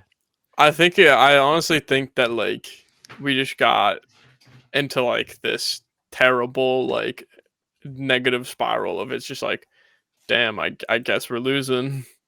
like no one demoralized really ever got kind of thing. yeah, I think like we'd get mad every once in a while, but we wouldn't like scream at each other. I know at a point on Vegas, I think it was like on Vegas, there was like a point where half of our team had one strong opinion of how to play the game and the other had a different strong opinion. And then like it just kind of like slowly dragged the team like two different ways, but then it only lasted like a week and then the Koreaning happened again. But so everything kind of happened around that. And then we all learned the Eastern way. So that brought us together at least. That's good. Not together to a win, but together in some Together enough. I think we could have won in the last week because we had Houston and Shock. Shock didn't play any meta, and Houston were just too good. So There was like But- there was a time period where like you had a few games that all looked super winnable, and then they slowly didn't win and then Yeah. didn't win, and then your schedule just looked like fuck, okay, maybe it's like it's cooked now. I just remember there was 1 week. It was like leading up to like one of our last weeks because we scrimmed you guys a good amount, as you might remember. And then I remember it was like we scrimmed you guys, Atlanta, and like Toronto, and then like that's like the 3 teams for some reason we'd always scrim. So we had no idea because when we played you guys, I mean we were playing like Lifeweaver Junkrat, and you guys were playing Brian. Like we had no idea where we stood. And then like Atlanta we'd get absolutely shit on, and then Toronto we'd absolutely get shit on. And then we scrimmed like Washington one day and we did like insane. I was like, wait, are we good? Washington then- is like, if you catch Washington on the wrong day, they're like the easiest scrim in human history. Yeah. when they're having one of those days.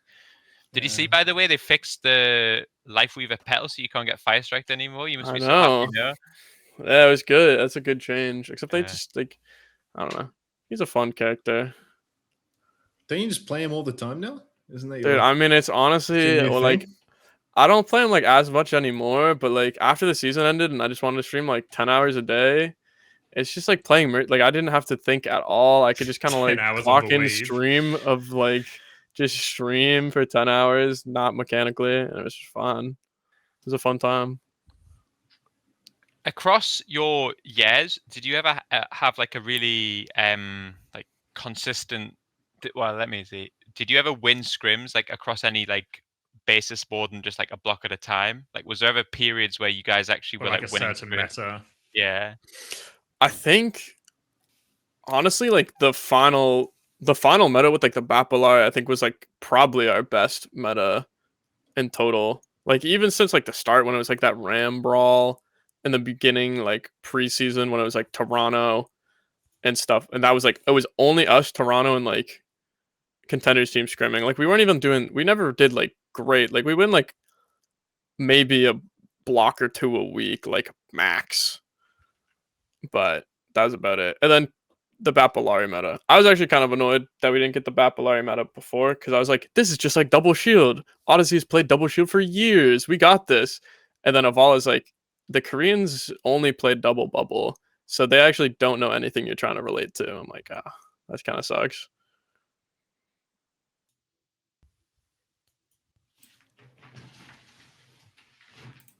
But not much winning. Hmm. Not a lot of winning. You said that like you were streaming for like 12 hours a day post season. Has that kind of lightened up now? Like, do you know what you're doing in the Overwatch space going forward? I mean, no one really has a fucking clue, to be honest. At this point, like I'm just streaming. I'm gonna apply to colleges. Like I'm gonna apply to normal colleges because I was at just like a random normal college before. I'll apply for the fall, whether I go or not. Look at collegiate. But like my dad's just kind of been like, oh, because I thought we were gonna learn stuff after Flash. I thought we were gonna know stuff after Grand Finals. I thought we were gonna know stuff after Flash Ops. And he's like, so when are we gonna know? Like, you gonna go to college or something yet? I'm like, I guess we'll see. Yeah. Maybe we'll know very soon, I think. But Well, you said normie college, right? Why would Yeah. you go to? Do you just want to go to like a better institution academically than what collegiate has to offer? 'Cause my Yeah. understanding was that collegiate, it's good if you basically if you're struggling to get into college, or maybe you weren't so academically minded on the way in, and it's free, right?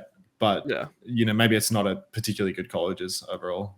From So an I education standpoint. just kind of went to like a local college. It's like it's got a good business school. I mean, I was doing it during contenders, It wasn't that hard. So I still ended with like a 3.87. So I didn't like flunk when I found out like when I was trying to play pro. So like I still think I have a chance to like get to a good school. So like I'll apply, but then if like an insane super team reaches out to me for the fall, I'll just be like, okay, yeah, I'll just go there instead. So I'll keep my options as open as possible. You're not unhappy to move away from the RakAttack and go out of state if required. Nah, yeah, I'm ready. I'm ready to spread my wings. Wings out, not to be confused with Valiant, but No. Okay, so the future of Overwatch is just non-existent right now, so nobody knows anything. That's the segment. Yeah. Client time? Not client of the week, but just the section where we talk about Hydron. Maybe gets a double bubble. Maybe wins the award too. I know where my vote's going. We can. Okay, let's talk about it then. Let me boot it up and we can. I guess we're just gonna go through like a good chunk of it, just sort of. Yeah, give our takes. What's the overall feeling, Unter? I feel like you got something to say here. Look, I mean, Hydron did this big stream, this leak stream where he's just like, he's letting it all out. He's giving all of his opinions. And I think it just really solidified that he's just a fucking moron, like just the most unearned ego you've ever seen in your entire life, Like I know that way back when he would always get clowned by his AT buddies for his ego and whatnot. And then it's actually insane that the guy's like 2 years deep into his experience in the Overwatch League and he still just has like the most piping hot dog shit takes imaginable about player talent.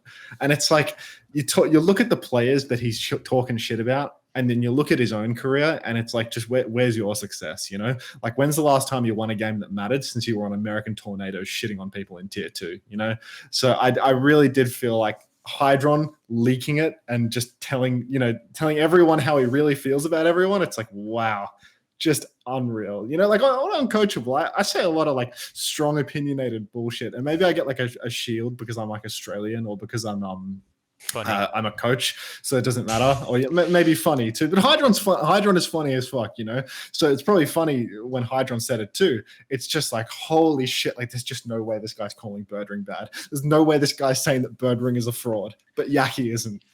Obviously, I'm I'm double triggered here because he said that Yaki was half not fraudulent, and I just need to know what outrageous. Outrageous. No, Yaki didn't make play-ins like 3 years in a row. Sorry. No, wait, did you know that? Years?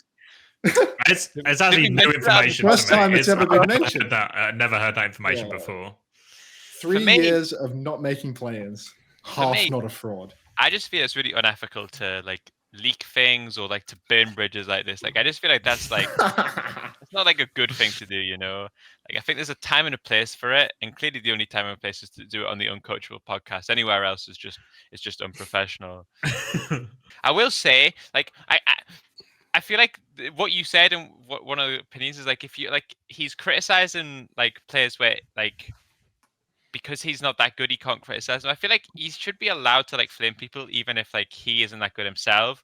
I feel like with some of the opinions like he gives the impression that like someone's dog shit but he doesn't think he's dog shit, which is like the Birdring example, right? It's like peak delusion because it's like unless you also think you're shit. That's what you should have said at the start. It's like, guys, I also think I'm dog shit, but I think to his credit, there was one of the questions that was kind of like, what is it? Like, I don't think it was literally like, who's the biggest choker or who, and he was like, well, it's probably us on Toronto, right? It's probably us. So there was like at least some admission that like, it's not all roses for him. I just feel like some of them, I feel like I'm not convinced if this has gone as well as he hoped it would. Or maybe he doesn't care. I can just picture like, I remember he said somewhere about like Reiner just not being like fun to play with. And I could just like imagine him just trolling him the entire time. So I found a good laugh out of that. I think he said Reiner was the most annoying teammate he ever had. Yeah. Reiner was always trying to get under his skin, Like these guys might be mates, but like they're definitely not opposed to just fucking bothering each other all the time and making each other's lives miserable for no good reason. But yeah. Yeah, we should talk about the Gumba stuff. We should talk about some of the fraud stuff. Where do you want to? Should we just start? I guess a lot of the Gumba stuff was kind of at the front end of this. Yeah. So obviously, we kind of gathered this, I think, already from when we spoke to Gumba on the podcast, that him and Hydron weren't busy mates, and Hydron really confirms that here. But it's okay. I got some inside baseball to add some fuel to the flames. I spoke to my mate Adolf Gumba the other day, right? And what he said to me was, he said that after this season, when the Saudi tournaments were up, him and Hydron were chatting in DMs as friends, trying to set up a team. Excuse that. And basically what he said was that like they felt like they were on good terms. Now, one thing that's interesting is Hydron says he doesn't watch the podcast, but personally, I find that hard to believe. I feel like there's no one in Overwatch that doesn't watch the Uncoachable podcast. And I think what Gumba thinks is, or maybe what we can infer from their conversation before the Saudis, that actually they were on pretty good terms. Then after Gumba came on here and shit on Hydron is now doing a counter attack to get into Gumba, because if Gumba was all of these like really horrible things and he would never want to play for him again, the question is, why does he want to make a Saudi team with him after season 6 finished? That would be the question. I guess the cynical take would just to win the money, right? Yeah. Just like, can I put up with this guy I don't like, but I think he's going to help me win this tournament, and I just get the bag, and it's the Saudi tournament's probably a much smaller level of commitment time than signing up to an Overwatch League season with someone knowing you're going to spend like 8-9 months with them. Yeah. So yeah, I feel like some of it is obviously. I think Gumba also replied in the same thread, right? Like he also defended himself. There was a bit of bite quite far down. He got some, but yeah, I felt like I mean, I feel like Gumba's reputation is what it is, and I feel like one thing as Gumba came on the show, I became like more and more. I maybe saw him slightly like I had him like, you know, when he said the thing about I'm not a cartoon villain, I must realize in my head I had Gumba as a cartoon villain, you know, like I had him as just like this guy that was just like so uncomprehendibly unreasonable at all times. And then you talk to him, he's like, he's probably actually not doing these things which no one with a like reasonable like head would do. I feel like there was someone that said it was illegal to VOD review till 1 a.m. Did you see that? He accused fucking Gumba of like basically doing like slave labor. It was illegal to do 1 a.m. VOD reviews. I thought that was an interesting take. Because some of the stuff was like, because I remember there's definitely times we ended up scrimming Florida, I think, because Florida booked extra scrims because they were losing, but not just because they were losing, but because Gumba thought the players weren't putting in the right amount of effort. So they were punished by having to work more, essentially. But that, I mean, it's harsher than I think most Overwatch League teams would be, but it's not an inherently unreasonable thing. Yeah. I just do that. Yeah. I mean, I feel like Gumba's like one of like, do you know how they do this thing that where after every map they lose in scrims, they have to VOD review it before they go home? That would be really fucking difficult for some teams. But like, I think that's kind of like his mentality in terms of like, if you win and you try hard in scrims, I don't berate you of time. If we lose, then we kind of do. And I feel like, yeah, some teams maybe you'd literally no one would ever sleep. But I feel like there was like I don't know. I can kind of see the logic behind it. One thing that Hydron did say, like he said that like Gumba said that he's on modafinil, which I guess is like some sort of like Adderall thing that Billy says is prescribed. That is actually something I was thinking where I was like, fuck, like if my coach is on modafinil and he's not feeling tired because he's all fucking souped up, but I'm like absolutely dying and then I'm being kept till 1 a.m. I'm like, that's a bit fucking unfair, you know, because like Gumba's like, oh, it's fine, it's no problem. But then he's the one that's on like the super serum, you know? Yeah. I mean, I do think like it's got to be a pretty rare punitive measure. And maybe Gumba sometimes went overboard with that sort of stuff. You know, he said in his Reddit reply that, you know, maybe only a couple of times throughout the year or once or twice they went super late. But just generally with Florida, I feel like it was actually a super common thing to see the punitive scrim booking happening in the scrim channel. You know, like there was the scrim channel of the Overwatch League, and you could see when someone would post a new message. And often I would get unreads in that channel in the middle of the day, and you could see that Florida was losing a scrim because Gumba would be furiously posting for a 7-9 that day to get the latest block possible, or to get the third block, basically, to punish his players for losing. And it was like, you could just see it all throughout the season. It happened quite a fair few times where they'd be losing and Gumba would post a punitive block. And you'd always get to have a little laugh about it. Like, shit, Florida's losing again. Gumba's pissed off again. But, who's laughing at the end of the day? I think the guy that won the Overwatch League doing this probably. But I mean, I guess in traditional sports too, right? Like, that'd be how many super times common, though. super like, our team lost. We're just running laps or whatever it is, like Juventus do it. So Juventus, an Italian football team, they do it. Whereas you play your match on the weekend and you have to run 12K. And that's the amount of effort you should put in the match. And if you don't put in that effort on Monday morning when you're back in training, you have to finish whatever distance you didn't complete in the match because everyone has to put in that effort every single time, and you get punished if you don't. But I think it's probably true that it's a rarer thing in esports, so maybe there's just a lower threshold everyone has for these type of things. I remember hearing a long time ago, didn't Boston with Leroy, didn't I remember hearing people couldn't not play Overwatch. You get punished if you were playing a different game, or you had to do push-ups. Dude, I heard Laurie genuinely had the players, if they lost scrims, run laps of the apartment. That's what he did. During scrims, so I think it was during was Fusions there that time. Maybe that's where I heard it from. But it was Laurie would get so Laurie. We need to hear. To be honest, we need to get some stories from that, because that guy seemed fucking crazy guy. But he was so mad. There would be physical punishments if you lost scrims. So running around the block and then push-ups, like you said. And my feeling is that, especially knowing a lot of gamers, that's actually quite a significant punishment for some of them. To the point where I'm not convinced they're going to play better afterwards. Yeah, no, I think maybe if Gumbo was Hitler or something, Laurie was Pol Pot. Laurie was really, really bad, is my understanding. We're definitely going to get Punk or, someone from that Boston era on the show to talk about this, because we've actually, we've talked about some pretty dodgy coaches in the league throughout the years.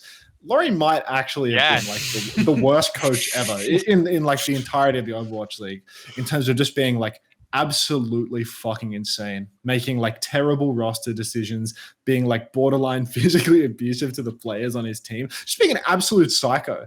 And it just completely flies under the radar, most people probably can't even remember who Laurie was, to be honest. But this guy, I'd completely forgotten it until we started talking about it now, and now it's all flooding back to me. Stories of laps and physical punishments and having to do push-ups. I remember hearing that he came up behind Faith and smacked him in the back of the head because he fucked up a beat or something. It's are you serious right now? What?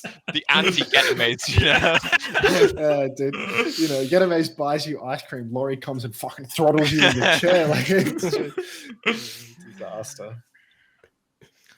I think one thing that's probably true from my impression of Goomba is there's probably two different versions of Goomba you get based on Goomba's perceived whether you're putting in the effort or not.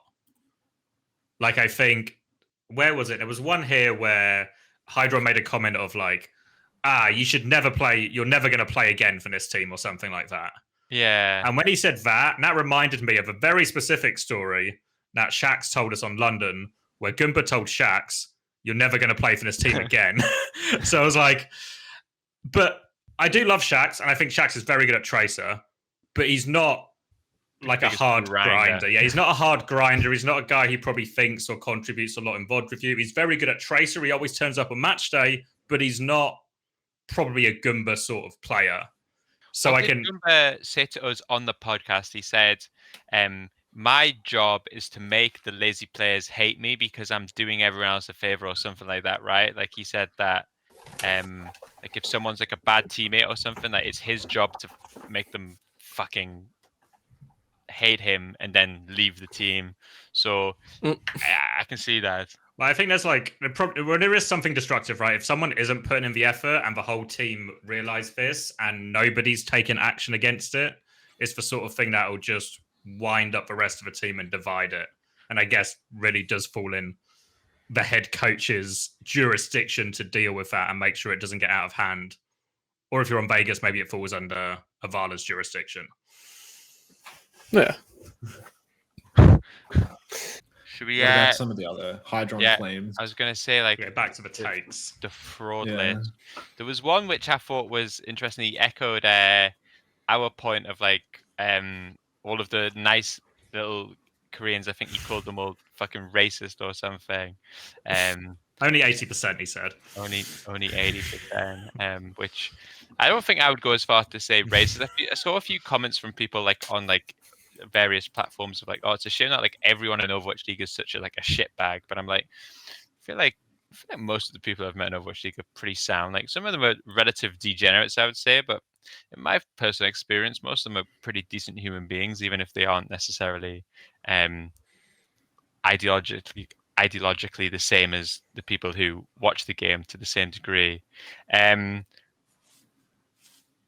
Gushue is a fraud. He said that I feel like that was the one that was the one that like got the most like fight back, I think. He had little reinforcing Averill standing up on the podium and bravely defending poor Gushue. You know, like really that touched the hearts and souls of the Overwatch League talent section because it was like, wow, this unbelievable. Yeah, no. Okay, is Gushue a one trick? Is it an outrageous claim? Like historically, has it been true? It's a bit of a one trick, but who cares, bro? Like he's as much of a one trick as Fearless. Like. No, I mean that's true, and he's as good at those heroes as possible. But I feel like the argument that he's like maybe slightly on the one trick side, I don't know if it's like that unreasonable. Like was Ryan that good in GOATs? I feel like they were okay in GOATs, but I didn't feel like his Doom was good this year. Like he added that this year. Yeah. But I guess the question then just becomes as well: does being a one trick make you a fraud, right? Yeah, no. Well, I think it's a really difficult argument to say Gushue is a fraud because. He seems to keep going quite strong. He's done all right. You said RakAttack's a fraud. He called you out. Did you see that? He like extra called me out. Yeah, he doubled down on you. I mean, the thing about Vegas is like we started losing, and people were like, "Oh, there's a white boy. I like he's a loser like me. Like let's vote. Let's make him feel better." I just became the relatable white boy loser, and then people like thought I was good, but we're still just bad team. God, the bloody lawnmower. No, it's good like ambiance. I think it really like adds a certain vibe to the podcast. How long has he been mowing his lawn now? You don't know. How big is his lawn? They just keep fucking. It's. I think it's like a leaf blower. Actually, I don't know. It's just something. Well, how many leaves You're gonna have to cut all that in. Bro, I don't know. It's not even. Unter lives in like the Beverly Hills of Australia. It's like a fucking like multi-mansion with like 10 gardens.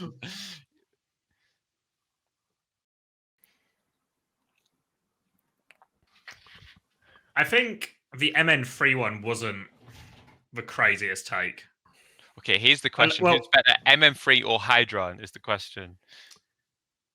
I guess it depends. Well, yeah, I'd probably take MN3, but I think because he said, "Oh, it's just an aim one trick," but I feel like that doesn't make him fraudulent. I feel like that's what everyone thought all the time. That this guy's just really good at clicking on stuff. He just sits in kind of like the ANS category or something. You know what I mean? Like he's maybe not going to be the most dynamic play you've ever seen. But if you need a guy to stand there and click on something, he's going to do that. Yeah, I feel like all hit scans are kind of like one tricks, no? Like I think every team had a problem in Sombra meta and a lot because they felt like their hit scan needed to be on hit scan. Like we obviously felt it. I think Spark is actually pretty flexible compared to most hit scans, but we still felt the same that like if we didn't have him on a hit scan, that like it was more challenging for us. Well, the other one who could do it was Birdring, who was actually also finds himself on the fraudulent list. I think Birdring had such a good season. Like I'm actually such a bird head, and obviously since he sent me home on numerous occasions, I'm like I'm really a fan of him. I think you can make an argument that he's not like maybe earlier in his career he was like the craziest or like a proper top 3 hit scan, and later like these last couple of seasons he's maybe developed into. He's not maybe in like the top 3 aimers, not like an ANS or a lip type thing, but he's still really good at hit scan, and now can play all the heroes. He'll play a really good Sombra. I think easily second best in the league. And he's also good at all like the niche stuff. Like when he had to play Bastion and stuff, felt like he was one of the better ones for sure.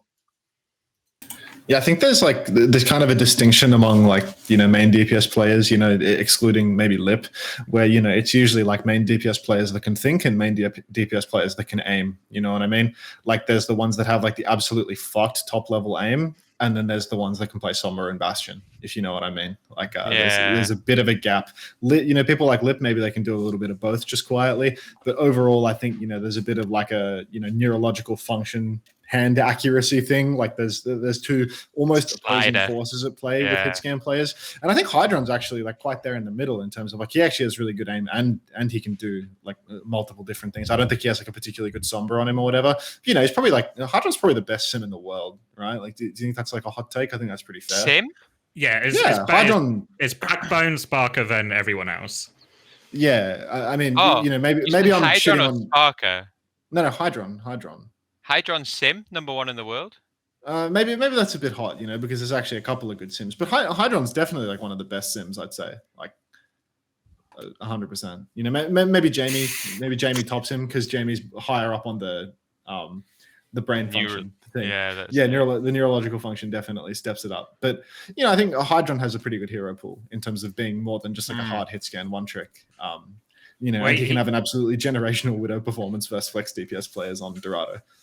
He strikes me as like someone who calls a lot for his team as well, right? Which I think is pretty rare amongst almost all hit scans. Yeah, I mean, a good value to have as the sim player as well. But I think that, given Hydron is that player, where he's like in the middle, he's not the best mechanical hit scan in the world, but he has other strengths, I would have thought that he'd be like totally capable of recognizing the value that Birdring has, because like when there's like almost an entire Overwatch League season of Birdring just fucking going to town on people on like the off meta main DPS heroes, like he's on Sombra, he's on Bastion, and he's just fucking dominating. Oh, there it is again. But yeah, I would have thought that with that on display all year long from Birdring, and the fact that this is Birdring's 6th year of his fucking career in Overwatch League, like he's so old to be at that level, to call someone like that a fraud, like he's won the league, he's putting up like genuine carry performances 6 years later. Like I think Birdring stood the test of time way better than Prophet for what it's worth, maybe I don't think that's any player, even really. a hot take. Yeah, like I think Birdring's the best long standing. Ironically, Gushue maybe. Yeah. So I really think that it's like that's the most insane take, like I was flaming the fuck out of Hydron at the start of this segment before we'd gone through his comments, and I really do think that it's genuinely crazy that he flames people like Gushue and Birdring, because these are like genuinely accomplished players, and it's like if you take a look at Hydron's Liquipedia and you look at his results since he stepped into tier 1, it's just like an endless string of disappointments, like genuinely an endless string of disappointments. Now even NA's gone back to like its tier 2 roots, and already Hydron is losing again. Like he lost to the RuPaul team just recently, right? Like I remember co-streaming that with X. Timeless. So it's like since tier 2. Hydron has done nothing but disappoint, genuinely nothing but disappoint. And he's flaming people that have been in the scene for a significantly longer period of time than him and are just way more accomplished. So it's like, it really is just engagement farm or the most insane unearned ego of all time, because it's like you just get shit on by these guys in matches. So what are you fucking talking about? I just saw he said Spark was overrated as well. Yeah. Spark is overrated. Yeah, he said that. Did they play Spark at the World Cup, or did they just lose to? No. Sparker. Oh, Sparker. William Anderson. Right. What about this? Sparker was underrated. Yeah, I feel Sparker's like, and always beat Hydron literally across like 3 years. I never lost to the kid. Overrated. Here's this one. Reiner would still be a top 5 main tank, so I feel like the delusion goes both ways. You know better than me on air. Could Reiner play anything except Doomfist? Because Reiner's Winston in playoffs was so fucking bad, by the way. Like, one of the worst that I felt like we played against. His Queen was literally iconic for like going off the map and stuff. Like, his Doom was really, really solid. And obviously you guys won tournaments with him, but was he actually able to play anything except like Doom at a high level?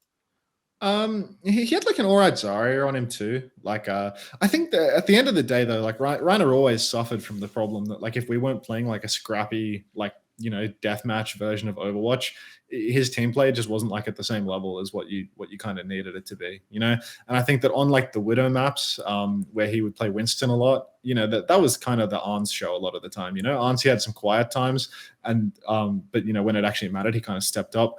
I do feel like Reiner's flexibility, like it's there, but I don't know if it's entirely true that he had this like top level flexibility on absolutely every hero all the time. You know what I mean? Like he's just not that guy in terms of being like fucking elite on every tank hero, but he definitely had the breadth to be like the solo tank player for a top Overwatch team, Overwatch League team. I feel like that's not a hot take, even if he wasn't, he's not top 3 on every tank that he picks, but he can pick every tank, which is a lot better than most. I just maybe like in my like opinion of him, like it went down like as the end of your season kind of collapsed. But I remember obviously like numerous metas I watched, and maybe it was like what you're saying, like the team play metas, or where he started to like struggle more than like other metas, and maybe it's not like a hero pool issue. It's like a he can't play in certain metas. But I felt like actually the more I watched him, I was more like certain tanks actually he's like actually really like not good at all at. I mean, I think it really was like a Gladiator style issue, maybe he's the head of that issue. I don't even know if that's true, to be honest. I think there's some merit to it, like we swapped him out in Junker Queen and we started doing significantly better, even though Indy was probably like, like mechanically worse at the hero. Like he just, he would turn around and look at his team and press shift based on, I hated you guys for that. Right in front of him. I think that was like one of our first matches. I remember we heard that thought you could win? Reiner, we just like kept hearing that like Reiner was like really bad and like the Glads were doing bad, and then we just load into the match and it's just like, oh, Space is playing. It's like you're crazy for thinking you had that though. Like we lost 2-3 to Dallas and Houston in the first week. Yeah, no, I don't remember. You guys were exactly. fucked either way. You guys were so fucked either way. Like we had a really, really, really hard schedule in that stage. Like of our first 4 matches in that stage when we went 0-4, it was Dallas, Houston, Shock. So that's like the top 3 of the tournament right there. Is that correct? I think Dallas, Houston, Shock were the top 3 of the Junker Queen tournament. I think so. And then Toronto, and maybe Toronto's the curveball where it's like, Toronto lost to London. So Toronto, they weren't top 3. But we had a very hard start to that stage, and all of our matches were front loaded too. Like we had 4 matches in 2 weeks, so we were just getting fucking blasted at the very beginning. But yeah, Reiner, all these team play metas, like the playoffs meta, what the style that Gladiators was pushing, it was like do lots of damage and fucking frag people, and it's like that shit just did not work in these metas. Nothing would die. Telling your support to shoot more probably wasn't the move. It was Lucio Brig for Junker Queen, but I do think that Reiner, even if he didn't look that great, I think it's more like a team problem and a coaching problem than an individual skill issue. I think that people would say, oh, Reiner's the best Winston ever. I mean, that's just cap, right? Like he's not. Reiner ain't Doucheway. But, he's a Western Winston. He can make it. He's pretty good for that. I'll give him that. The impression I always get from the Toronto guys is, because a lot of them will always reference a bit like where Toronto started to go wrong was in the preseason when they didn't get Reiner. Now, the bit they missed from Reiner is less like the hero pool and more, I don't know, his presence maybe sounds like too grand a word, but like his ability to call and lead in game or call and lead. And I know you've talked about it before, Unter, about his ability to fix problems in matches or find solution in matches. That's what the Toronto type teams were missing more than like, we need a guy who's really good at Doom or something like that. I think that's very fair, especially when you got Kaluge just kind of like silently stewing and thinking about how he can hit his next 2 left clicks or whatever on Sigma. It definitely helps if you can have someone that, pipes up a little bit more and actually fixes the problem in the game. Because I do get the feeling that, Toronto's solutions in 2023 when they were losing was like, our strategy is better than theirs. Play it right, Can I get a sanity check on a separate comment on Reddit too? Because I was like, there was one I saw and I couldn't see. It was like, so Hydron Leaks that previous teams before him had players and coaches who had sex. He heard of one coach who had favoritism with a player because of a sexual relationship. And the Reddit comment, which threw me, said, not shocked at all if this is true. Why would that not be shocking? Like, if that actually happened, which I think there's like a rumor, which I'm very sure it didn't happen, the one that everyone's talking about. But why would that be like not shocking? Like that was like something that was like inevitable happen. Is there something I'm missing there? Which I feel like it's just people pretend to be like. It's like hindsight analysis, right? It's just like, yeah, of course that It's happened. so obvious all the It Overwatch was teams so are obvious. fucking each other. Well, of course, the coach is going to fuck for players and then put them in the roster. How could they not, right? Come on. I saw that one because this rumor was the one like since season 1, and it was like I feel like I don't know. I feel like I remember hearing the rumor, but I actually don't remember the detail. Was it New York or something? I feel like I'll say it. I heard. Are you gonna say it really? Bro, it's a so deeply right? homophobic society. Yeah, it is. You can't. But I don't know. I saw someone on Discord like naming names. It's not true. So I feel like just to say something that's not true, I don't know. Should I not say it? I don't know. I mean, I guess if you're Just qualifying say it with "it's not true," then Yeah, that I don't really think helps. Yeah, the impression I think has always been it's just not true as well. Yeah, but it was like, I don't know. Should I say it or not? I think you shouldn't. I think you shouldn't because Okay. they're you know, Someone another part of his league stream where he said that all the Koreans are not actually the cherubs that they are. You should look up LGBT rights in South Korea. If you want a perspective on what your favorite Korean Overwatch player thinks of the LGBT community, just Google LGBT rights in Korea, and you'll probably get a pretty good averaged out indication of how South Korean people feel about a lot of progressive stuff in the West, because it's genuinely unbelievable that Overwatch probably has one of the most inclusive and progressive fan bases of any of the premier esports. But then the majority of the pros come from an incredibly socially regressive country that is significantly behind the West in terms of where they're at with gay rights and stuff like that. With the ironic twist being those same people fucking hate all the Westerners who probably share their ideals far more and worship the Koreans. That's like the little juicy twist that you get to add on there. Yeah, no, the spice at the end is definitely just awesome. Oh, look at this cute little baby that doesn't think I'm a person. Fucking hell, dude. Maybe you subscribe on the Patreon, I'll tell you the rumor. That's it. You subscribe on Patreon, I'll tell you the rumor. I'll tell you guys. Ask it in the Q&A. If you ask it in the Q&A, will we do it in the Patreon Q&A video? I'll tell you. Maybe. I remember someone came in my stream and was talking about it, and they're just like, give me if you gift 5 subs to Raka now, I'll go in an alt and just say it. But I this wasn't even an Overwatch League, the people I heard, so I was so confused. I heard when I joined the league in season 2, there was 2 rumors I heard that people said if these rumors get out, the league will die. They're so unbelievably cataclysmic.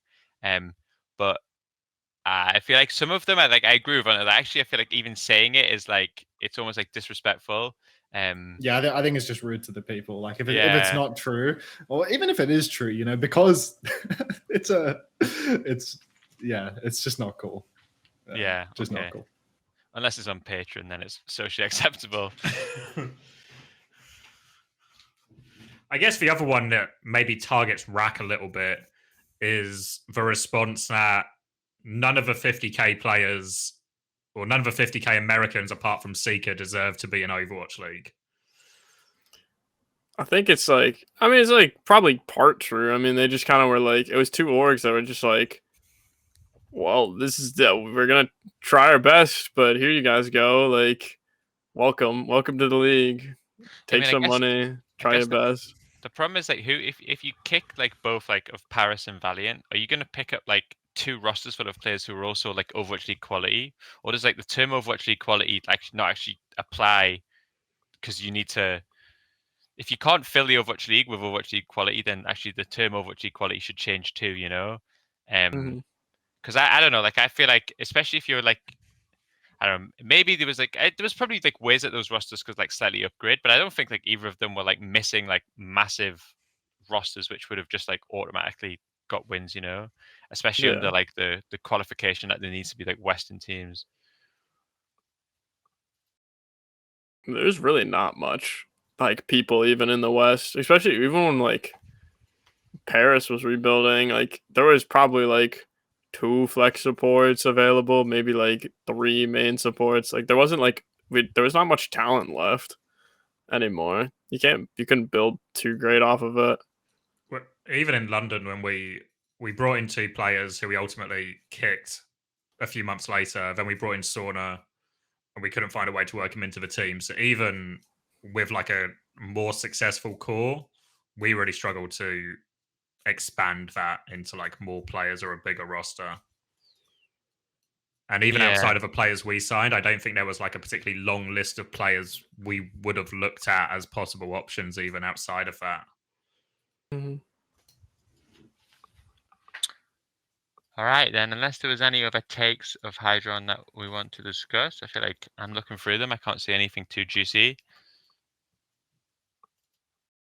Yaki, half a fraud, half not. Thoughts? Any thoughts? I want to know what the other half is. You know, I really want to know what's the other half. Did he elaborate in the clip? Because I haven't seen the clip. No, I didn't. I don't watch his stream like the same way he doesn't watch our podcast. I don't watch it. Yeah. I just want to know what the half is. When did he have a performance? Is he talking about 2020 Tracer when nobody could play Tracer? Like, I want to know.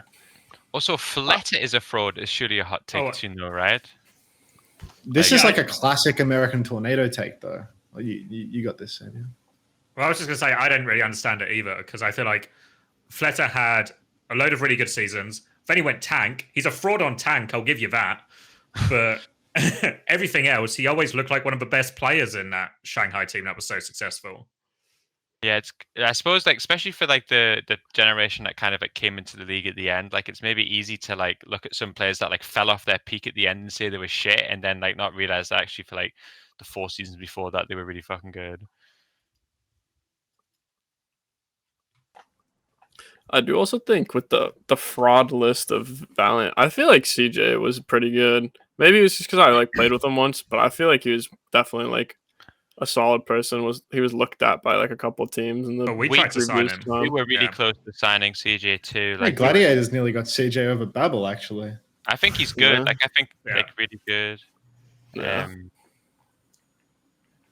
Yeah, I think the only reason we didn't get him in the end was it was like a financial thing rather than like not wanting him. We could only afford one, and we chose Sauna above. Yeah. Because we would just land him back on Anna. I do know there's like I remember with like the Valiant contract, there was like some crazy clause that made it like because I assume they hadn't changed them in like forever. I'm pretty sure it was like none of them could even get traded because it would be like you'd have to pay like a crazy amount from like season 1 buyouts. So like none of them basically get bought out or traded. I remember we worked with Valiant and it felt like it was possible. Like I think that we could have like I think they were like, you know what? Like we won't even like necessarily like ask for a buyout because I think to be fair to them, I think they were under the idea like, you know what, like we're not exactly like the greatest option. If you can go to a better team, then we can just sign another like half minimum salary player and cut them after the season. So I think actually to be fair to Valiant, when we were talking about CJ, I think that they were quite reasonable to work with. Yeah, I think it was us who said no ultimately rather than any blocker coming from them. Wow. Or wait, it might not have been that. I don't know. I remember like someone saying like they'd get paid. Like the org would pay them if they got traded. Not like a buyout. It's like if you got bought for some reason. I'm not also sure. That's a rule, right? Isn't that just a rule in the Overwatch League? They have to pay you 25% of your buyout unless you waive it as the player. Oh, I have no idea. That's not the org like doing them a solid, right? Like that's the buyout clause. If you get bought out, then 25% of your salary is owed to the player or something, right? Or maybe 25% of the buyout fee.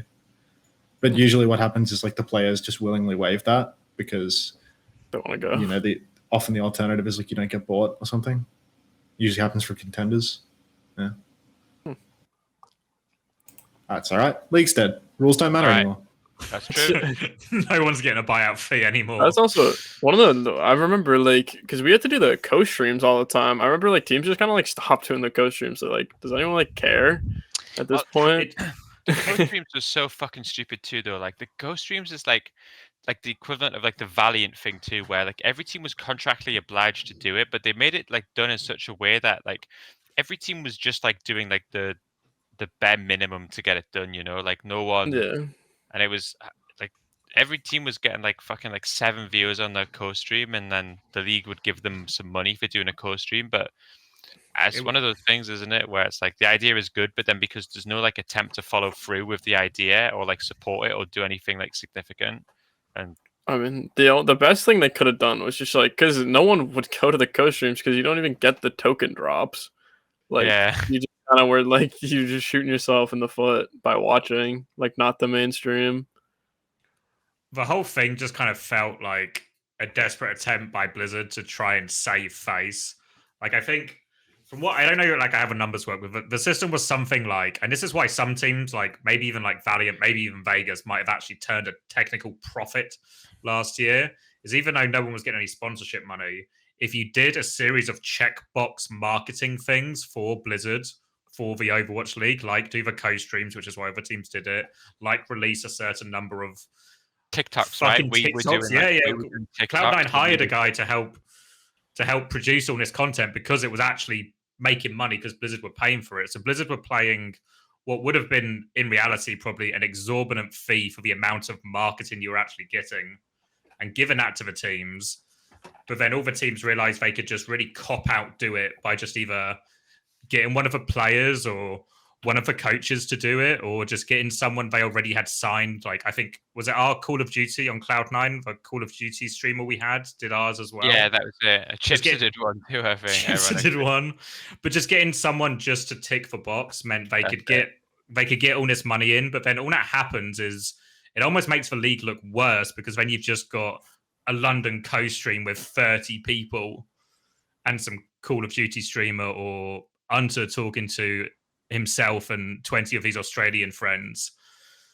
And those co-streams, but it doesn't actually help promote. It doesn't do what it's meant to do, right? You're paying the teams to market your league, but it doesn't actually market the league at all. Well, it was just like so far gone, like it was just a box ticking exercise. Was, we were being forced to do the co-streams on like our 1 day off, Basically, it was like you work 6 days a week, and on the 7th, you need to do this mandatory co-stream as well. And it's like, what? Are you fucking serious right now? And they're like, well, you can also do it on the match days. Well, it's like, but I'm a coach for the team. We have a match on that day. It's a match day. But so basically, people had to volunteer or step up to do the co-streams, and like not many people on Gladiators wanted to do the co-streams. So I did a couple. Daniel did a couple. Just the cucks of the team, basically stepping forward to sit in front of the camera for a few hours. But then the org was so fucking lazy with it too, because the org was like half of a person at this point. They wouldn't tweet that you were going live. They wouldn't fill out the description with who you were. I remember I would do the co-streams on the Gladiators YouTube channel, and half of the messages were in the chat were, "Who's talking right now?" It's like, what the fuck? Because I wouldn't turn on the webcam because I looked like a fucking homeless person. But it was just like people are genuinely asking, who's talking right now? And they won't even put you in the title and the description. They won't even help you promote yourself at all. They'll take your 1 day off a week and they won't even give you any benefit for it whatsoever. They'll just fucking check the box for the Overwatch League so they get a bit more money. I remember I had some things like that, like where there was one day like we lost a game, and then like I had 1 game break, and then I did the co-stream, and they're like, yo, let him like rest in sadness or something. Yeah, there was one day that it was like super packed because you have like the 2 games each weekend, and I had like we were trying to like really quickly do it before like our 8 to 10 or like whatever our later block was that day, and like it ended up going map 5, and I was just like, guys, please, because like my whole team was like in the chat because they were waiting for me to scrim, but like because we thought it was gonna be 3-0, and then it was just like a 5-map series, and I was just like, please lose, and everyone was just waiting. I think we like finale played Brig, but it was fun. And even then, the co-streams were still like attached to the same like tape, like the red tape, whereas like the videos were all like taken, like you couldn't watch the VODs of the co-streams. They all had to be taken down immediately. They obviously had to be on YouTube, and they had to like have certain criteria. And it was like, I don't know, it felt like someone at Blizzard had like gone into a meeting one day and said, you know what will grow the league? You know what's popular these days? Co-streams. And then that was it. Like that was like the end of discussion. It wasn't like, is there a way that we can make the co-streams? And obviously maybe Twitch was off the table, which would have been like the biggest reason to do it. But I don't know. I agree with you. I don't think it like had any chance of helping the league. The thing is with co-streams, if you look at like all the biggest co-streams in other games, it's not necessarily from players who are playing on teams in the tournaments. It's from the big stream personalities. The people they should have reached out to are just the people who have the most views on Twitch, and just see if they could get some kind of agreement with them to co-stream some of the games or co-stream a certain amount. And then surely would have generated more content and or more viewership than just fucking whoever's not busy at the office that day from Yeah, each just team. fucking every team has just got like some like absolute random person that doesn't even like the fucking office manager is just doing the fucking go streams for it. Or yeah, I think it worked really well for World Cup, but that was also on Twitch. Like all of the top streamers, like everybody was co-streaming like their country's games at least. Also, because there's like crazy Twitch drops and incentives to stream them. I think that's definitely the best way. Especially World Cup has such an advantage when it comes to stuff like that because you can just market to like your nation as opposed to trying to get like London Spitfire fans in. Yeah. But yeah, I feel like it's just one of those things, isn't it? Where like if you can't let it grow organically or like have a way just to let people do it themselves, then it's like it's never going to work if you like force it. You know, like it's literally the same as the Outlaws new content team. You know, they're just trying to like force like content down people's throats, and there's no like organic substance to it, so it's just dead on arrival. You know. Well, ironically, it's also more effort and more money to pay all the teams an outrageous amount for what you're actually getting rather than just opening it up for people to co-stream. I think the notion of it, it was like a product of the teams complaining so much about the lack of, Blizzard investment and stuff like that. I don't think that they were actually doing it with the intent of creating a good product at that point. It was literally just like, okay, you guys check this completely arbitrary box and we'll give you some money back. Like we can take some money from corporate and give it to you in exchange for this, even though it was. I mean, it was great for the teams. From like a financial point of view, from the teams, it was a great deal because it meant you could cover a significant amount of your yearly running costs by releasing 12 TikToks. Unfortunately, the cost of those 12 TikToks was the league in the following year. So it's all over now. Something about spite in your face. Fuck. All right, we can do a quiz. We're going to go back to the original format of a quiz. I'm going to name a team. We're going to go around in circles, and we're going to try to get all of the members of said team. And if we get them all, which I think we will, then we go to bed happy chappies, okay? The team we're going to do is the original Paris Eternal team. So if you guys remember this team, this was 2019 Season 2, and it was full European. This was like I guess this was when Paris were apparently this team was extremely well paid, by the way. I think they had like 4 coaches, like how many players have I got here? Like 10 players. They were in Glendale, California. It was unbelievable. This Paris Eternal team signified everything that the Overwatch League was inevitably going to fail because it was way too much money for what could never live up to the hype, but it was good while it lasted. So, Rak, you can go first. Can you name a single player from this team? Was Nico on the team? Yeah, okay, good start, solid start. Nico, GDH. Unter. Soon. Yeah, a French legend. X. Oh, fuck. Gray. Okay, yep, Gray. Mentioned him on the podcast last week, I think, because half of this roster, I think 9K took over before he kicked half of them. Replacing with the Koreaning happened here. Classic Koreaning. All right, Rak. Was Hip on the team? Ooh, he's got it. Yeah, okay, yeah. I'm lost now. I got no one else. I feel like I'm surprisingly lost. Was Benjamin Delafette on the team? He was, yeah. Captain leader. Ben Dest for the uninitiated. For the uninitiated. Cruz was on this team, right? Yeah. No. I honestly, I don't know if I know anyone. I'm trying to. Was Smex? No, he came the year after, to be fair. But that was a 9K signing, that one. It was, and they never played because his heart gave out. I'm stuck. I know none. Unter, go next. All right, Shadowburn. I was going to say that one. Yeah, no. So what have we got? So we got Nico soon, Shadowburn.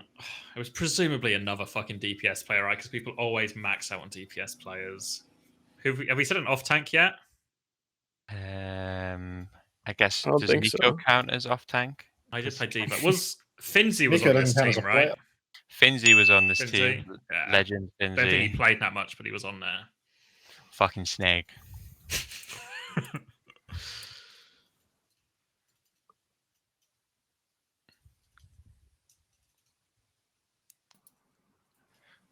Surely they would have had banners of all these players up at the Vegas facility rack when you walked in, Yeah, the like legends. your predecessors, your the ancestors. founders, really, the founding Yeah. roster. We have two more to get. We had Yeah, one actually- Avalla jersey on the wall, and that was it. on a clothes hanger. Oh my god! Just better. That could be a good title, actually. Yeah, One of actually, our that's on the wall. quite good. Yeah, that's good bait. All right. You got any chance, Rack? Nah, No chance. honestly, nah. Was it? I can't remember. There's Still, two is it left. Danye? Danielle, yeah. Yeah, the Polish Yeah. guy. Fuck. So there's one more, right? One more. Oh my god. So we've said one main support, just Cruz, right? I think Yeah. surely there's only Hip and Grey on And flex Grey. support. I think, and we've named 4 DPS players, right? So that's all 4 DPS players. And then tank-wise, we've named Finzi and Bembest. And Nico played a bit of D.Va for them. So there was surely another tank player, right? Well, is there more than one Ryan one trick? But- Yes. Oh my god! Shit. Who? There must have been another tank player, Oh, and it I think maybe I've got it. was it Cloudy? Yeah. Another Oh! Ryan There you go. Another Ryan one trick. Yeah. And all of these players, by the way, were on like good salary, like over 100k. Like the belief in this league at the start. Like I really want to do an episode at some point and just talk about like why the league was fucking doomed. But the fact that like we paid all these like players and teams like this much money, like and expected to somehow make it back was just like so fucking delusional, you know? I really think the league could still be around if we just started at a reasonable level, you know, and we just like had reasonable expectations for it as an esport instead of trying to fucking jump to the fucking moon. It's putting the horse before the cart, right? It's like, if we just pay everyone like Michael Jordan wages, then we'll eventually become the NBA, you know, because everyone will be getting paid so well. And that's the ironic thing. It's Drew. It's the same guy that pays Rack like $1 an hour and makes him co-stream on his days off. Was the same one that's like paying all of these like EU guys like $4 million to live in fucking thingy. And it's like, it's I mean, the Paris place was nice. Even my year, it was like 2-bedroom, 2-bath per duo, and then I think Avalla had her own room, and then the coaches. I thought you were gonna say Avalla had her own like house or something. Mansion down the The Avalla street. estate. I actually went back like the year later, and I went into like the facility. I was scared because like the main gate code worked, so I like just like kind of sat in like the hammocks and like around the pool where we used to go, and like You just I have break it all into. of. Well, anyways, Yeah. though the thing I was scared of doing was we had all the codes from last year of like the doors, and I was like, do I test them or am I gonna like get like killed right as I walk in someone's house? Yeah, maybe in a different country it could work. Texas is a big gun country, so Don't try that in Texas. I don't think.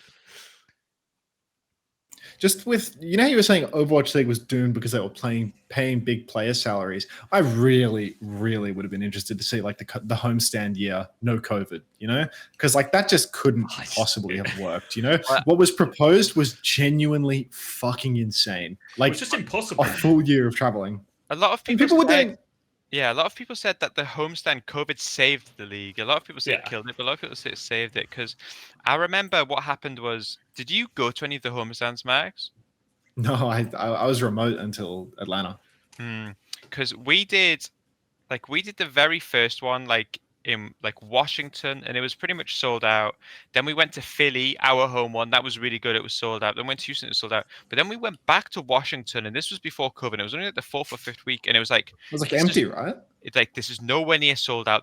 They were giving loads of tickets away, and it's like, fuck, like presumably some part of like the money back from this like idea was to sell out these arenas. And from what I heard, Philly lost an absolute fucking metric shit ton on their homestand, and even we nearly sold out. We did pretty good, but supposedly it was nowhere near break even, and those Washington ones would have been nowhere near either. So you had all of these teams spending all this money on homestands. You had them spending all this money on the rosters. It was never close to making profit. And then you were going to say, yeah, let's do it every single week, like including like the flights. To fly around the world on like 20 people is like, it must be like close to And like hotels everywhere. Yeah. And You're yeah, probably like, spending like every week like 20, 30, 40 grand to like put everyone up. Like maybe those numbers are high, but I don't think it's that far off actually. Well, you think the places you're flying most of the time as well, like you're flying to New York or to LA or to Shanghai or to Seoul, like you're flying to London, you're flying to expensive places to stay, to put up like an entire team, an entire staff, and not even to then mention, I know lots of people talk about the idea of what actually doing such a hectic schedule would do to people if they had to do that for 8 months, right? Like at the end of an Overwatch League season, I feel pretty much done with everything for a while, you know, like if you added on like that much more traveling, people would have just had full mental breakdowns. Like it would have been a disaster, I feel like. Yeah, I think Yeah.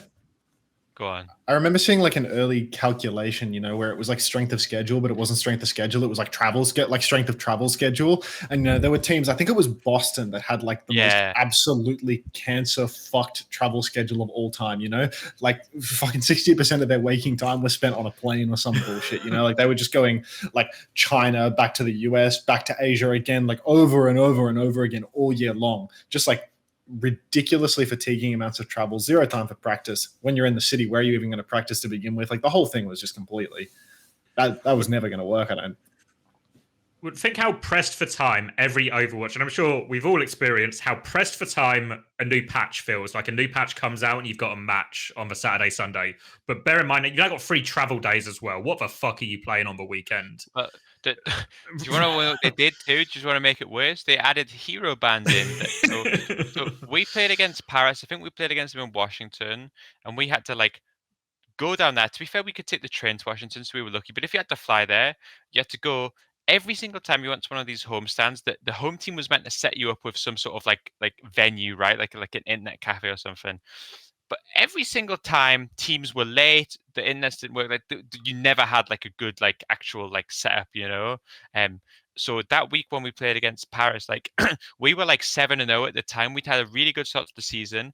We just got like we literally had no idea what we were playing on game day. It was just like such an unbelievable mess, and we were like we lost, and it was like we actually had no chance to win that. Like it was just a team deathmatch. It was just hope that you picked the right comp going into it. So yeah, I don't know. I feel like the plans for the Overwatch League were so unbelievably over ambitious that even if Overwatch as a game has like some enjoyment to watch, and maybe it has like a fan base, and maybe it has like some viewership, that even I always wonder this: if Overwatch was as popular as League of Legends, would it have still been profitable in the model that was like we proposed, like with the buy-ins and with the expenses? Because I feel like even League of Legends teams struggle to make profit. Like if we had like hundreds of thousands of people watching it, would we still fucking? I don't know. I still think it maybe would have died. You know? Yeah, I think this is like a can of worms with so many worms inside. So, wait, did we? Client of the week. Wait, did we finish the quiz? Yeah, was it a tie? Did we tie? Oh, fuck it, I don't know. You know, real ones know that it was a hollow quiz anyway. You know, like, it was an uncoachable quiz. Like no one really like. Fuck it, like we're not even keeping track of the score. Maybe someone won. Yeah. Well, I'll have to when I have to fucking edit the scores on. Well, that's it. You let us know, mate. Okay. You let us know who won. Thanks for keeping us posted. Thank you, mate. Fuck me. All right. So, client of the week. Resounding Hydron vote for me. Like, I mean, the good thing is we can give it to him, and he never watches the quiz. He never watches the podcast anyway, so you'll never know. So I feel like it's really reasonable to give it to him. Yeah, I think between trying to cancel Gumba for being racist and then having some of the most piping hot player takes of all time, like just absolute client. Yeah, I think he gets my vote. Yeah, I'm down. I don't think anyone else has really come close to anything to rival that. Nothing new's happening. You haven't had any client experiences this week, Rak? Like nothing. Fuck, dude. Who was the biggest client on Vegas? Just like the worst person. Not in such a, you phrase it very like a personal attack there, but just like the biggest client in terms of like can't function in the real world, doesn't understand how like basic things work, like doesn't have to do the washing or how to tidy or. I think it was kind of hard because we were all really young, and I like to pick on Malthel, but I love the man, he's fine, but like I remember he didn't understand like defrosting stuff at first. I had to like teach him more. Yeah, and then like he's never defrosted anything before in his life. No, but it's because he like always like lived there, and like I had some laundry and like some dishes stuff with him, but we got it figured out. But one time he like left chicken in a Tupperware for like a month or two, and like I didn't know, and then we tried to throw it away one day, and I like opened it to put it away, and I like instantly was like gagging because it was so bad. I'm like, this is your problem. Just take it. Like, I don't care what you do. Just throw it out. And from that experience, he's built a successful pyramid scheme with him at the top, employing millions of people to do his business for him. Look how far he's grown. I see. All right. Hydron client of the week. Congrats, Hydron. All right. And now we'll do the rank for guests, and we've actually got a special new look feature. at this. I'm excited to see this. See the graphic.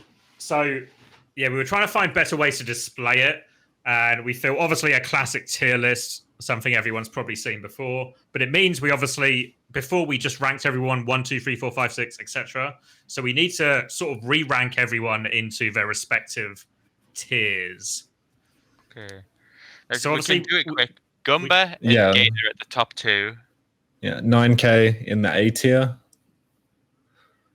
Where's Gator? Here he is with his little trophy. Casaurus Astro in the B tier, maybe.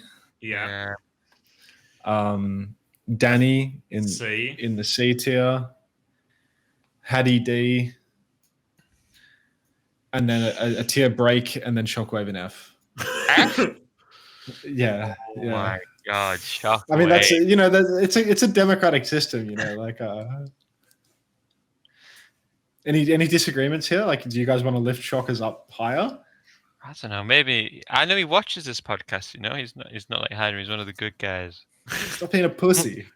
Right. Did you hear his fucking microphone, dude? You know how many complaints we got about the audio quality in that episode? That's an F tier episode. Yeah, but in some ways, all those problems motivated me to learn more about audio and improve the audio. So sometimes, I believe like a wise man once said, "Suffering builds character." So maybe the Shockwave audio issues were a necessary step in our growth. Thank you for bolstering our growth. F tier. Oh yeah. All right then. Here's what I want to do. I want to ask my fellow co-hosts. I want to ask a question. This is what's going to decide Rak's ranking. Do you believe that Paris was just an unfortunate situation and there was just like nothing that could happen? Or do you reckon there was just unbelievable incompetence and drama and juicy stories he could have told us that he was too nice to tell us? That's what we need to decide. Because if there was stuff he was hiding, then he needs to go near the bottom. But if it was just, everyone read too much into Paris and there was just like, it just wasn't that bad, just wasn't, there wasn't anything happening, then I think he can stay somewhere around like C or B. But that's what we need to decide.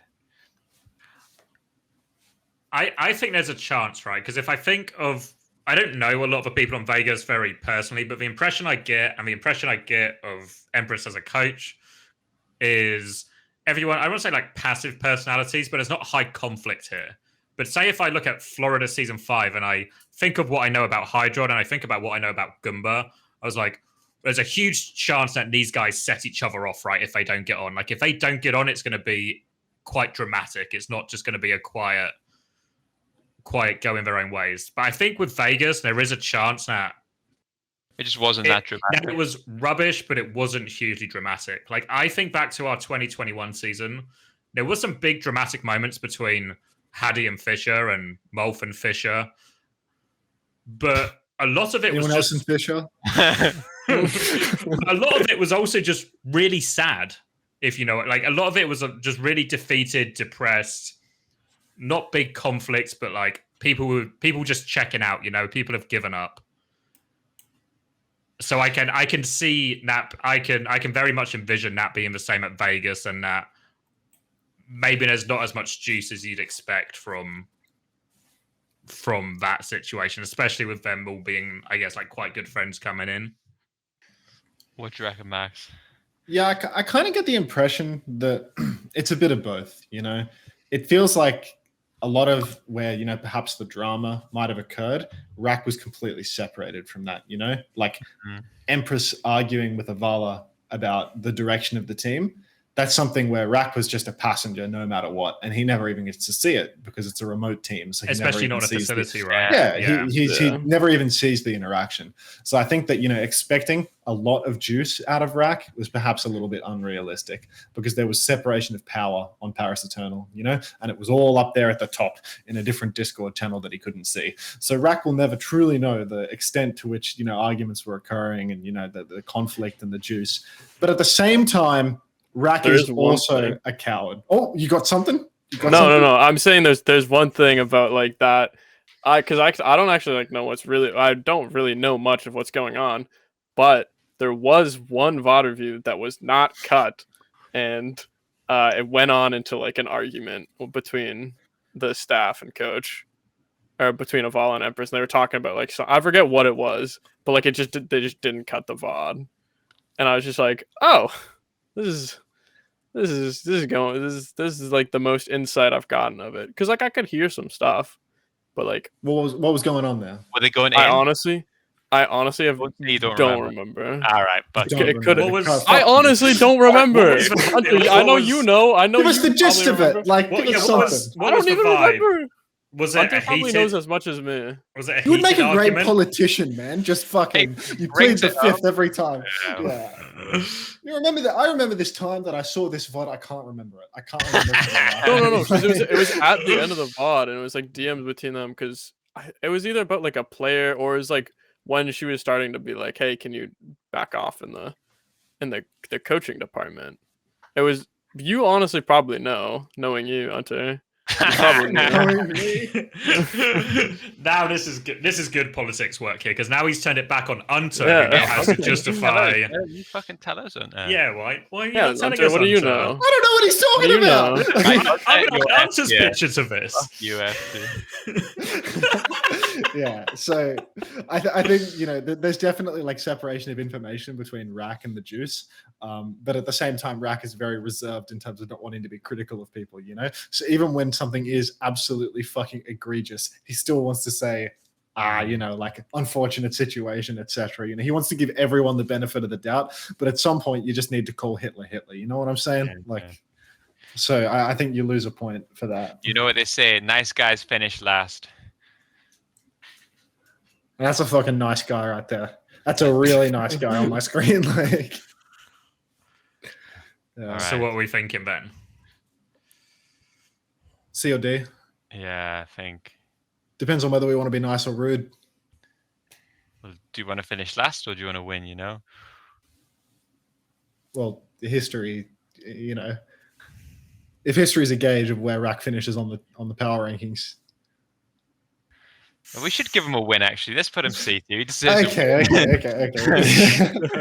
no, actually. So nice guys do not finish last. Shockwave finishes last. Shockwave finishes last.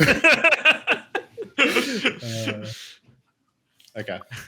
Also, in this example, Goomba wins, implying.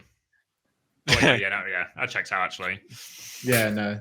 I mean, the two people that won tournaments this year are up there at the top in the S rankings. So, winners really do kind of float to the top in our leaderboard. Yeah, I wonder how, I suppose, we've done some coaches and players. I wonder how accurately it actually reflects their Overwatch careers to the power ranking. I mean, it's pretty close for this year, right? Except is not 9K is too high, right? Did they make Toronto went further? But yeah, Toronto went further. Technically got but 9K gets history buff. Yeah, Hattie should be higher too in theory, but actually, it's not that bad. Actually, it's a pretty good power ranking. It's interesting. Yeah. Scientists study this. Part of the problem Hattie has is the inherent problem is that we've talked to Hadi so much and we spent the entire year with him, so we already know all of his stories. He's got nothing new to bring to the table.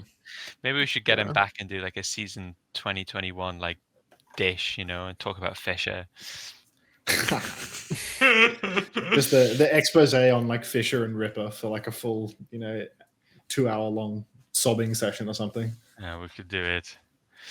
Nah, it'd just be a sad episode. All